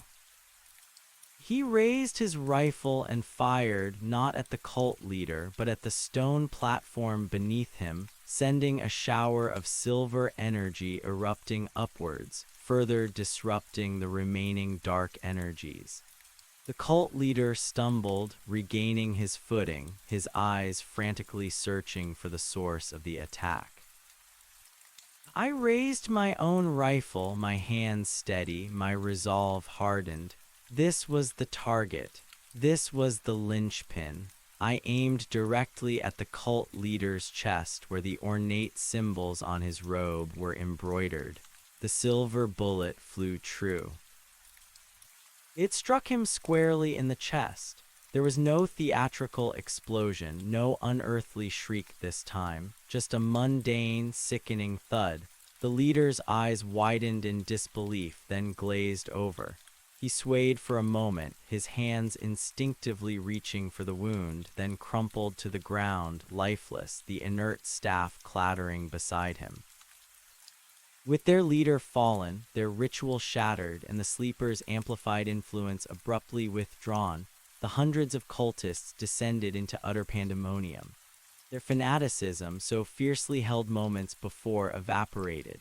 They dropped their torches and crude weapons, screaming in terror, trampling over each other in a desperate scramble to escape the cavern, to flee the wrath of whatever unseen force had struck them down. The ancient binding site, once a crucible of dark power, became a scene of frantic, disorganized flight. The cavern quickly emptied, the receding sounds of their panicked footsteps echoing through the tunnels. The air, though still heavy with the lingering scent of dread, felt lighter, the oppressive psychic assault receding to a faint, distant hum. The distortion above the megalith had vanished completely, leaving only the ancient stones, now glowing with a steady, golden light, the wards reasserting their timeless power. Silence, profound and absolute, fell upon the ancient ruin, broken only by our own ragged breathing. Elias slowly lowered his rifle, his gaze sweeping the now deserted cavern. His face was streaked with sweat and grime, but his eyes held a profound, almost weary triumph. "It's done," he breathed, his voice hoarse with relief and exhaustion. "The wards hold. The sleeper, it sleeps deeper now, for a time at least." I lowered my rifle, my body trembling not from fear, but from the immense adrenaline crash and the sheer mental effort of the last few hours. My hands, still clutching the cold metal, felt strangely numb yet strangely powerful. I had faced hundreds, faced a cosmic horror reaching through the veil, and I had endured. I had done my part. "The dart," I began, looking at my empty hand. Elias chuckled, a low, rumbling sound. "A guardian's touch, boy, a focused will. You didn't just throw it, you commanded it. You are learning to channel your own sensitivity, to use the mark not just as a curse, but as a weapon." He walked over to the edge of our perch, looking down at the silent, lifeless form of the cult leader. Another one falls, another temporary victory. We made our way down from the ledge, descending into the main chamber. The megalith pulsed with a reassuring golden light, the intricate glyphs now glowing steadily, a testament to the ancient power reasserted. The air felt cleaner, though still holding the ancient, raw power of the site. Elias knelt beside the fallen cult leader, examining his body much as he had the first. He retrieved the inert staff, examining its dark, lifeless crystal. This is dangerous," he murmured, wrapping it carefully in a thick piece of canvas and tucking it securely into his satchel. "A shard of pure shadow, too potent to leave lying around." As he stood, he looked at me, a rare, genuine smile touching his lips, a deep pride in his eyes. "You are truly a guardian now, boy. You faced the abyss and pushed it back. You saved countless lives, even those who don't know they were saved. This is the burden, this is the purpose." The weight of his words settled on me, not as a crushing burden, but as a grounding reality. My old life, my maps, my solitary expeditions, they were truly gone. This was my new reality, this constant vigil, this endless fight, and I accepted it fully, without reservation. "What do we do now?" I asked, echoing my question from our very first battle. "Now," Elias said, his gaze sweeping the colossal chamber at the reasserting wards, "we ensure this place remains sealed. We study these glyphs, these conduits of power. We learn, and then we move on. There are always more shadows to watch, more whispers to counter. The sleeper will stir again in time. But for tonight, we earned a respite, a significant one." Together, we began to explore the vast cavern, not just as a battlefield, but as a site of ancient power. Elias pointed out different glyphs, explaining their purpose, their connection to the ley lines, their role in maintaining the sleeper's slumber. He showed me faint cracks in the megalith that had almost given way, now slowly mending under the reasserted power of the wards. The silver dart lay discarded near the cult leader's body, its purpose fulfilled, its energy spent. He picked it up and stored it, a reminder of what had been accomplished. "These sites," Elias explained, his voice hushed, filled with reverence, "they are like anchors. They hold the sleeper in its dreaming prison. If enough of them are breached, if the rituals are completed, then its full power could manifest. And that would be the end, not just of the Blackwood Peaks, but of our world as we know it. The implications of his words hung heavy in the air. Our victory, while profound, was but a single battle in an unending war. It reinforced the immense responsibility we carried. We spent the rest of the night within the ancient ruin, not resting, but observing, studying, ensuring the wards held firm. As the first faint light of dawn began to filter into the cavern from unseen cracks high above, casting long, ethereal shadows, a sense of profound peace settled over the ancient place. The sleeper's influence had truly receded, leaving behind only the cold, still power of the pre-human architecture. The journey back to the cabin was long and arduous, our bodies aching, our minds exhausted, but our spirits buoyed by the magnitude of our victory.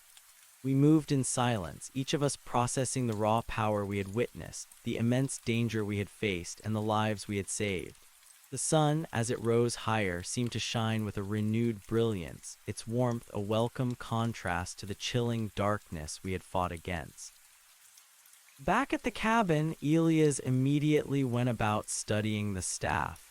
He laid it out on his workbench, taking out specialized tools, charts, and ancient texts.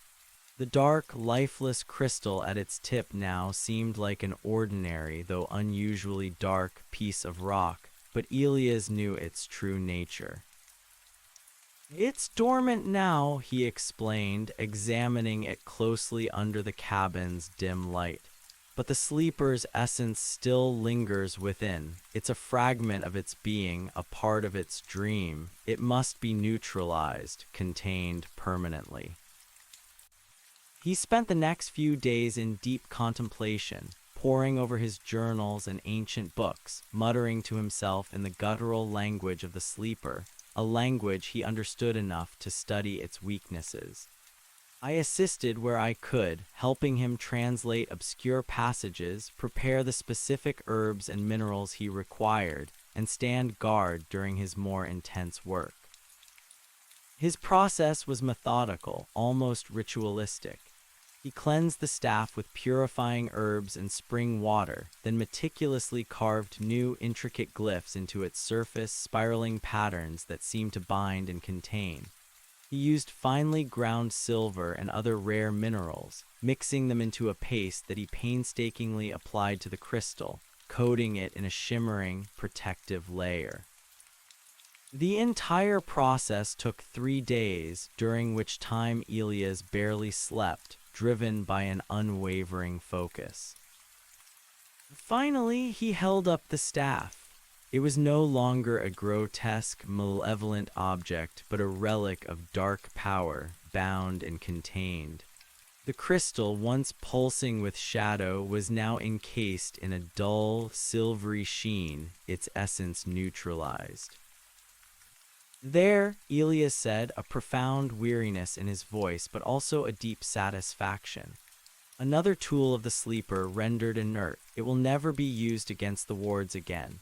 He then wrapped it in multiple layers of blessed cloth and sealed it within a lead-lined box, which he then buried deep beneath the cabin, in a spot he claimed was a natural nullification point for dark energies.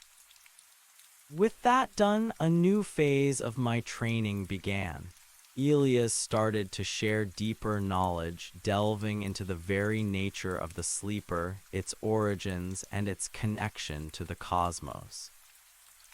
The sleeper, Elias began one evening, tracing patterns in the dirt with a stick, is not truly alive in the way we understand life. It is an entity of pure thought, of consciousness unbound by physical form. It dreams, and its dreams are nightmares that seek to infect and consume our reality. He explained that the universe was far more vast and stranger than humanity could comprehend. There were other realities, other dimensions, other forms of existence, some of which occasionally brushed against our own. The sleeper, he claimed, was a being from one such reality, a primordial consciousness that had somehow found its way to our dimension, drawn by the nascent life and burgeoning sentience of our world. When it first arrived, Elias continued, his voice hushed, it was an unimaginable force. It warped the land, twisted creatures into abominations, and drove the early sentient beings of this world to madness. The Blackwood Peaks, rich in specific mineral veins and powerful ley lines, became its primary point of entry, its anchor to our reality. He spoke of the ancient ones, the pre-human beings whose ruins we had visited. They were not from this world either, but were a race of highly evolved, telepathic beings who understood the delicate balance of cosmic forces. They had followed the sleeper across the dimensional void, not to destroy it, but to contain it, to prevent its nightmare dreams from consuming our reality. They understood that true destruction was impossible, Elias explained. How do you destroy a dream, a thought? So they bound it. They created the wards, the spirals, the binding sites. They forced it into a deep slumber, a dreaming state from which its influence could only seep, not flood. My mind reeled with this information. It painted a picture of a universe far more terrifying and awe-inspiring than I had ever imagined. The sleeper was not just a local monster. It was a cosmic force, a nightmare made manifest, and Elias and I were merely the latest in a long line of guardians tasked with keeping its impossible dreams from becoming our reality. So it will always be there, I asked, the weight of the realization settling on me, always whispering, always trying to get free. Elias nodded, his gaze distant. Always, but that doesn't mean we stop fighting. That doesn't mean we surrender. We are the guardians. We are the watchers. We ensure it dreams in peace, and we push back against its nightmares. He then revealed more about the mark I bore, the unique sensitivity I had gained from my close encounter with the sleeper. It's a double-edged sword, boy, he cautioned. It makes you more susceptible to its whispers, but it also makes you a more potent counteragent. You can feel its presence more keenly, understand its intentions more clearly. And with training, you can even project your will against it, just as you did with the dart. My training now incorporated more meditative practices. Elias taught me to strengthen my mental defenses, to build inner walls against the sleeper's psychic intrusions, to turn my fear into resolve, my despair into purpose.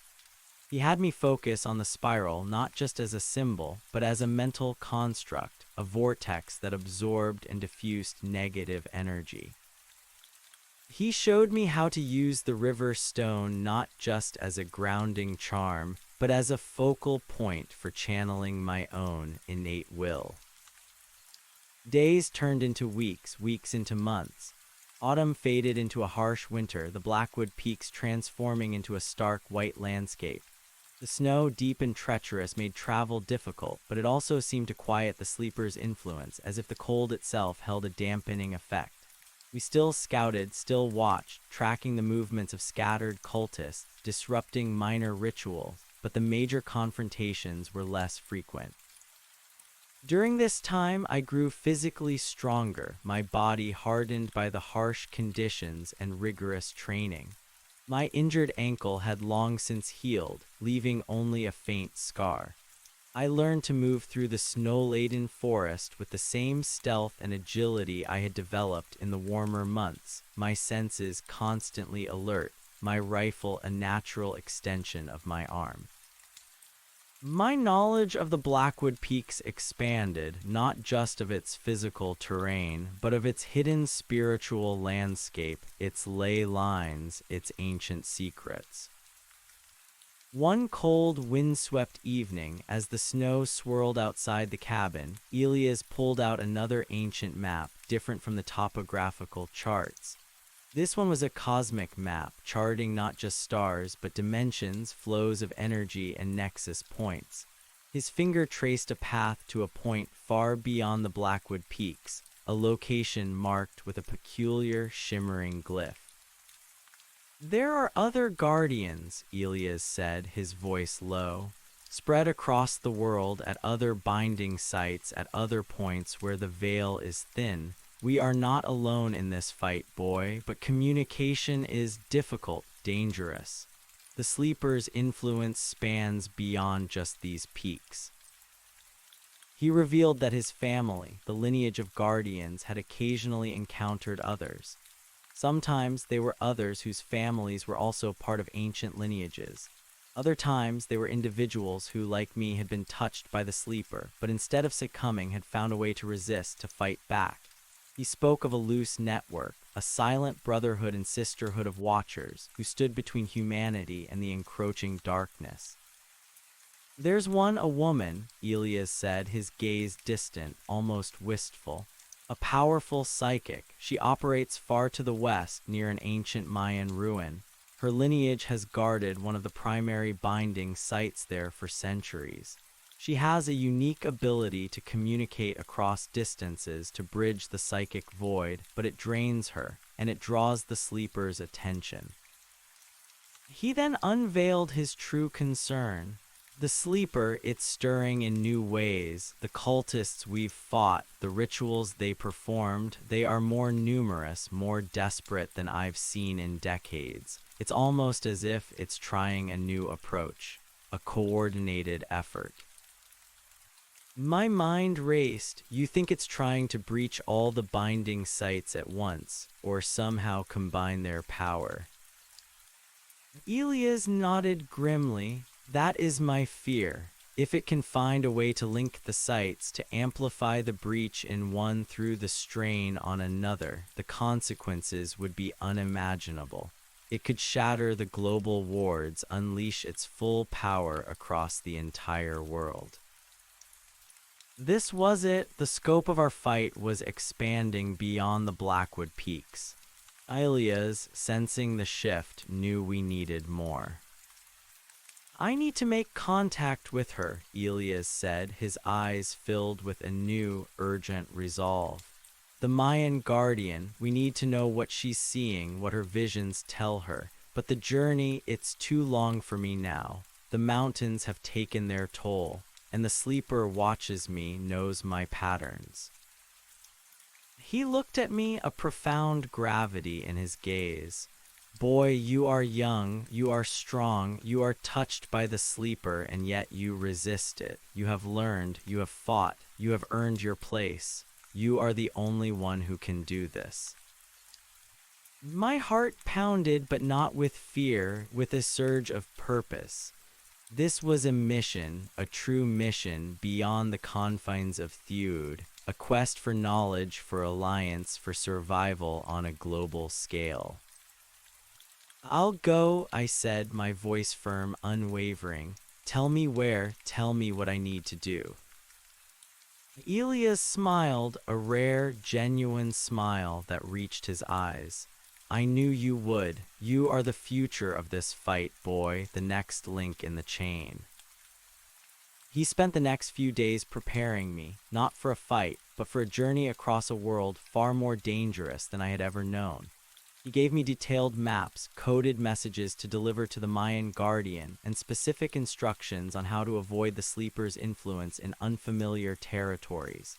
He taught me about different cultures' interpretations of the sleeper, their own ancient myths and legends that spoke of its presence. He also provided me with a small pouch of specially prepared warding herbs and a few extra silver darts, far more potent than the one I had used against the staff. This will be a journey into the unknown, Elias cautioned. You will be beyond my direct protection. You will encounter dangers you cannot imagine, but you carry the knowledge, the training, and the spirit of a true guardian. Trust your instincts, trust the seeker's eye, and trust in your own resolve.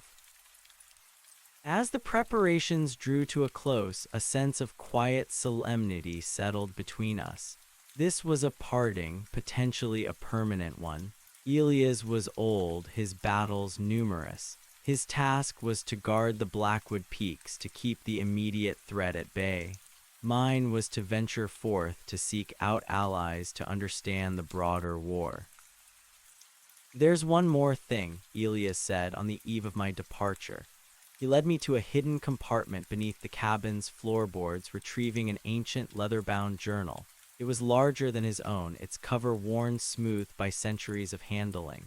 This is the first Guardian's journal, my ancestor. It contains knowledge, rituals, and warnings that transcend time. It is to be passed down. It is yours now." I took the journal, its weight strangely heavy in my hands, a tangible link to a long line of silent protectors. It was a symbol, a trust, a legacy. The next morning, before dawn, I stood at the edge of the clearing, ready to depart. The Blackwood peaks, shrouded in mist and shadow, loomed around me, no longer a source of terror, but a familiar, beloved home. My rifle was slung over my shoulder, the Seeker's eye secured to my belt, the first Guardian's journal in my pack. Elias stood beside me, his gaze sweeping the forest, ever watchful. "Go with vigilance, my boy, go with purpose, and remember the spiral. It will guide you even when the path is darkest." I nodded, a profound understanding passing between us, a silent vow. I turned and without a backward glance stepped into the shadows of the forest, heading east towards the sunrise, towards the unknown.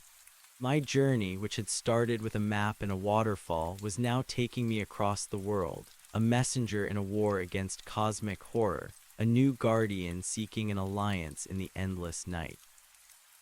The Blackwood Peaks would always be my home, my anchor, but the battle was everywhere now, and I was ready to face it. The Blackwood Peaks slowly faded behind me, swallowed by the rising sun and the deepening mist. Each step carried me further from the familiar comfort of Elias' cabin, further from the land I had come to call home. The crisp, clean air of the mountains gradually gave way to the dense, humid breath of the lowlands as I descended, a palpable shift in the world around me. The whispering presence of the sleeper, so pervasive in the peaks, receded, replaced by a different kind of quiet, the drone of distant civilization, the rustle of unfamiliar leaves, the murmur of a world unburdened by cosmic dread. My journey began with trains and buses, a jarring immersion back into a society I had largely forgotten. People crowded around me, their faces a blur of ordinary concerns, their minds blissfully unaware of the ancient horrors lurking at the edges of their reality. I moved through them like a ghost, keeping to the shadows, my rifle packed carefully disguised, the Seeker's eye and river stone silent anchors in my pockets. Elias' instructions on blending in, on becoming an unremarkable face in a crowd, proved invaluable. I learned to watch, to listen, to observe the subtle currents of the world without drawing attention. The psychic assault of the sleeper, though no longer overwhelming, was still a constant hum at the edge of my awareness. It manifested differently now, not as direct whispers, but as a subtle undercurrent of despair in the bustling cities, a pervasive apathy in the endless highways, a flicker of discord in every argument. I learned to filter it, to push it back, strengthening the mental walls Elias had taught me to build. The spiral became a mental shield, the river stone a focus for my will, deflecting the subtle tendrils of malevolence that sought to latch onto any stray fear or doubt. The coded messages Elias had given me proved to be my lifeline. They led me through a winding path of hidden contacts, quiet individuals in unassuming places who, without questions, provided cryptic directions, a safe place to rest, or a vital piece of information. They were the silent network Elias had spoken of, the unseen hands that aided the Guardians, a reminder that the fight, though lonely, was not isolated. I rarely spoke, absorbing their cautious wisdom, offering only nods of thanks. Weeks bled into months as I traveled south, the landscape slowly transforming. The lush forests of the north gave way to sprawling plains, then to arid deserts, and finally to the vibrant, teeming jungles of Central America. The air grew thick, heavy with the scent of tropical flowers and damp earth. The sun beat down with relentless intensity, and the nights buzzed with the unseen life of the jungle. The sleeper's influence here was different too. It wasn't the cold, mental oppression of the Blackwood Peaks. Here it felt hotter, more primal, entwined with ancient fears and forgotten deities. The whispers were more seductive, more insidious, promising power and forbidden knowledge, urging me to abandon my quest to embrace the chaos. But my resolve, forged in the fires of the peaks, remained unbroken. The maps Elias had provided became my most trusted companions. They were old, painstakingly detailed, marked with symbols and glyphs that spoke of forgotten trails and hidden pathways. They guided me away from the tourist routes, deeper into the heart of the jungle, towards the sacred lands of the Mayan people. Finally, after what felt like an eternity, I reached the designated coordinates. The jungle, which had been dense and suffocating, suddenly gave way to an expanse of ancient stone. It was a ruin unlike any I had seen, not cyclopean and forbidding like the binding site in the Blackwood Peaks, but grand, ethereal, overgrown with centuries of vibrant life. Towering pyramids, intricately carved stelae, and sprawling plazas emerged from the emerald embrace of the jungle, bathed in a golden light as the sun began its slow descent. This was a place of immense power, of ancient wisdom, and of a history far older than human memory. The seeker's eye, which had been mostly dormant during my journey, now thrummed with a steady, insistent vibration in my hand, its needle pointing towards a particularly ornate pyramid at the heart of the complex. This was it, the Mayan guardian. I approached cautiously, my rifle held ready, my senses heightened.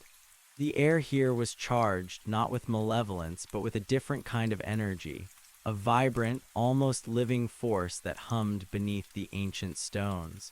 The sleeper's whispers were present, a distant, frustrated snarl at the edges of this sacred space, unable to fully penetrate the ancient wards. As I neared the pyramid, a figure emerged from the shadows of its base. She was a woman, her posture regal despite the simple, earth-toned clothing she wore.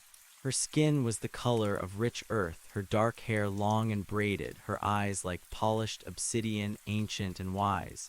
She carried no weapon, no obvious sign of defense, yet radiated an aura of immense power and serene authority. She looked at me, her gaze piercing, as if she could see directly into my soul, into the very core of my being.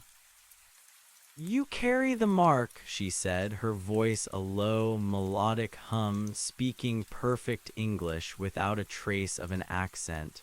"And the spirit of the Blackwood Peaks. Elias sent you."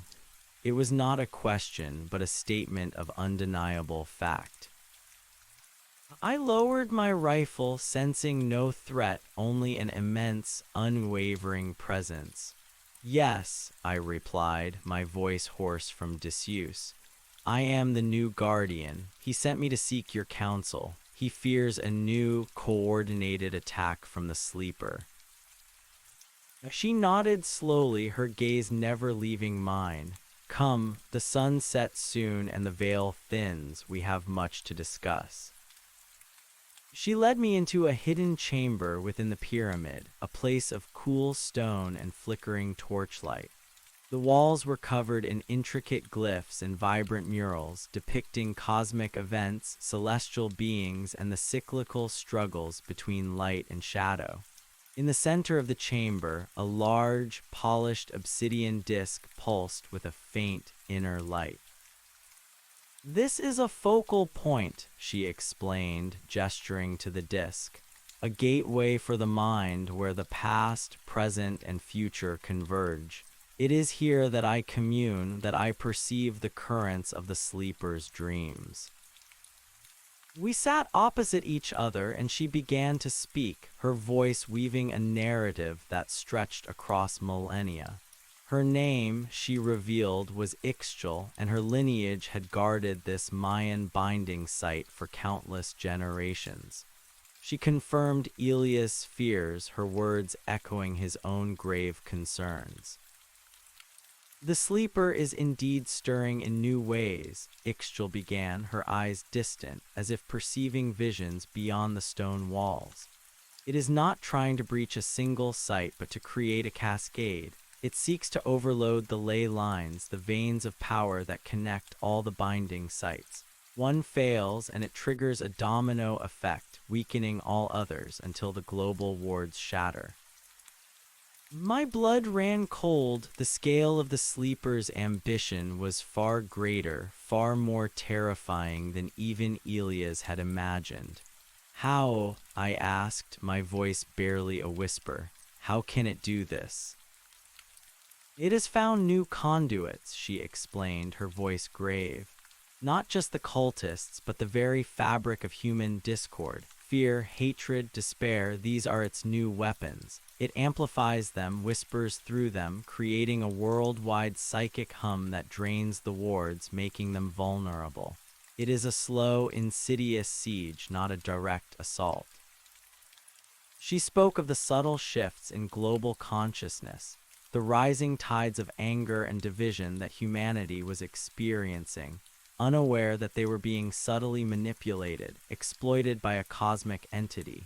The sleeper, she explained, was learning, adapting. It had realized that direct breaches were too easily contained, but a slow, pervasive poisoning of the global psyche could achieve the same catastrophic result. Our direct confrontations, while necessary, are becoming insufficient, Ixchel continued. We are fighting symptoms while the disease spreads across the world.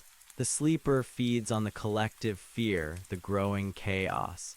If humanity falls to its own inner demons, the sleeper will rise unchallenged. So what do we do? I asked, the urgency in my voice undeniable. How do we fight something that uses our own despair against us? Ixchel's gaze softened, a flicker of ancient wisdom in her eyes. We fight it not just with silver and wards, but with hope, with connection, with understanding. The binding sites are physical anchors, but the true strength of the containment lies in the collective will of those who resist, those who believe in light. She then revealed the true purpose of my journey. Elias hadn't sent me merely for information. He had sent me to begin forging the connections, to unite the scattered guardians. There are others, Ixchel affirmed, her hand sweeping over a complex cosmic map drawn on the chamber floor, similar to Elias' but far more detailed. Guardians in the Himalayas, in the Australian outback, beneath the pyramids of Egypt, in the icy depths of the Arctic. They too sense the shift, the rising tide of internal discord. They too are isolated, fighting their own battles. But how do we communicate? How do we coordinate? I asked, the vastness of the task overwhelming. That is where your mark, your unique sensitivity, comes into play, she said, her obsidian eyes piercing mine. You are a bridge, a conduit. You have faced the sleeper directly, pushed back against its essence, and emerged stronger. Your mind is attuned to its frequencies, but also to the resonance of resistance. You can carry the message, not just in words, but in spirit. She explained that her visions, while potent, were primarily observational. She could see the threat, perceive the sleeper's grand strategy, but her power was localized, an anchor for this site. My mark, however, having been touched by the sleeper's essence and then reforged by Elias' training, allowed for a different kind of connection, a subtle, almost telepathic link across the psychic void if properly guided. For the next few weeks, I remained with Ixchel, undergoing a new phase of training. It was not physical combat, but a rigorous discipline of the mind. She taught me to expand my mental awareness, to project my will across vast distances, to pierce through the sleeper's ambient psychic noise, and to establish a tenuous, silent connection with other guardians. We practiced in the ancient chamber, using the obsidian disc as a focal point. Ixchel guided me, teaching me to harness the energy of the ley lines that coursed beneath the Mayan ruins, to weave my awareness through them, extending my senses across continents. It was arduous, mentally exhausting work. My head throbbed, my senses reeled, and the whispers of the sleeper tried to exploit every moment of weakness, tempting me with visions of ultimate power or crushing me with images of inevitable defeat. But with Ixchel's unwavering guidance and my own growing resolve, I pushed through. I learned to focus on the spiral, not just as a defensive shield, but as a path for projection, a winding current of consciousness that could carry my intent. I learned to use the river stone as an amplifier, concentrating my focus, channeling my will. Slowly, painstakingly, I began to succeed. I reached out first to Elias, a flash of shared resolve, a silent reassurance that I was safe and that his fears were confirmed. Then, guided by Ixchel's visions and the cosmic map, I sought others. Distant minds, fierce and lonely, separated by oceans and continents, suddenly felt a flicker of recognition, a silent understanding. It was not words, not images, but a shared sense of purpose, a united front forming in the face of cosmic dread. I felt the weariness of the Himalayan guardian, standing vigil against horrors in icy peaks. I sensed the stoic determination of the Australian guardian, protecting ancient dreamtime sites from psychic pollution. I touched the ancient wisdom of the Egyptian guardian, ensuring the slumber of forgotten evils. We were a chain, long broken, now slowly being reforged link by painful link.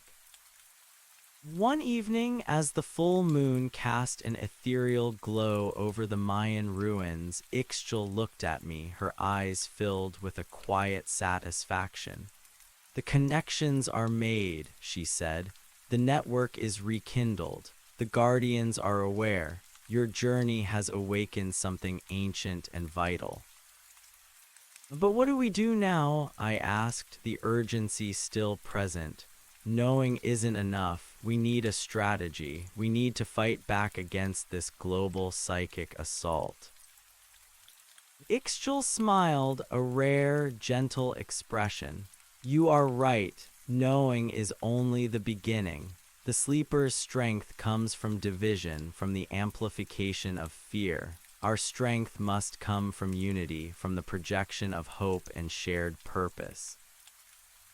She unfolded a new vision, a global strategy that emerged from the combined wisdom of the ancient guardians. It was not a grand, overt war, but a silent, pervasive counterinfluence. Each guardian at their respective binding site would act as a focal point, channeling the ancient energies of containment and projecting a wave of cohesive, positive thought across the global ley lines. A wave of resolve, of connection, of shared humanity. "It will be a global meditation," Ixchel explained. "A collective dream of unity, pushing back against the sleeper's nightmares. It will strengthen the global wards, counteract the psychic poison, and slowly, gently reawaken humanity to its inner strength. It will be a slow, arduous process, a constant vigil, but it is the only way to heal the world from within." And I asked, "What is my role in this?" "You are the messenger," Ixchel said. "The link, the one who connected us all. You will be a vital conduit, maintaining the integrity of these psychic connections, ensuring the flow of energy between the guardians. You will travel, observing, adapting, ensuring that the network remains strong, adapting to the sleeper's evolving tactics." The magnitude of the task was immense, overwhelming, yet I felt no fear, only a deep, unwavering sense of purpose.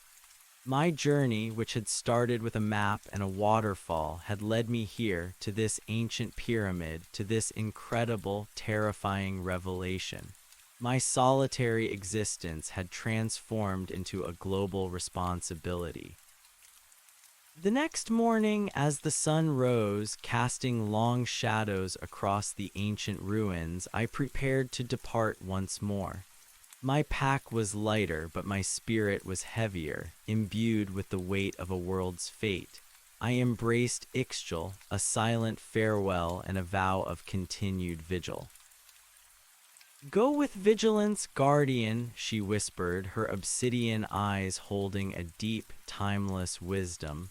"Go with purpose, and remember the spiral. It connects all things. It will guide you even when the path is darkest." I nodded, a profound understanding passing between us. I turned and without a backward glance stepped into the vibrant, teeming jungle, heading north towards the sunrise, towards the unknown. My rifle was slung over my shoulder, the seeker's eye secured to my belt, the first guardian's journal in my pack, now filled with my own observations and coded messages. The Blackwood Peaks would always be my anchor, my spiritual home, but the battle was everywhere now. It was in the hushed whispers of ancient ruins, in the silent strength of distant guardians, and in the quiet resolve of humanity itself. I was no longer just a cartographer, no longer just Elias' boy. I was a guardian, a link in a global chain, a silent sentinel in an endless war against the nightmares of a sleeping god, and I was ready to face it, whatever came. My journey was far from over. It had just truly begun.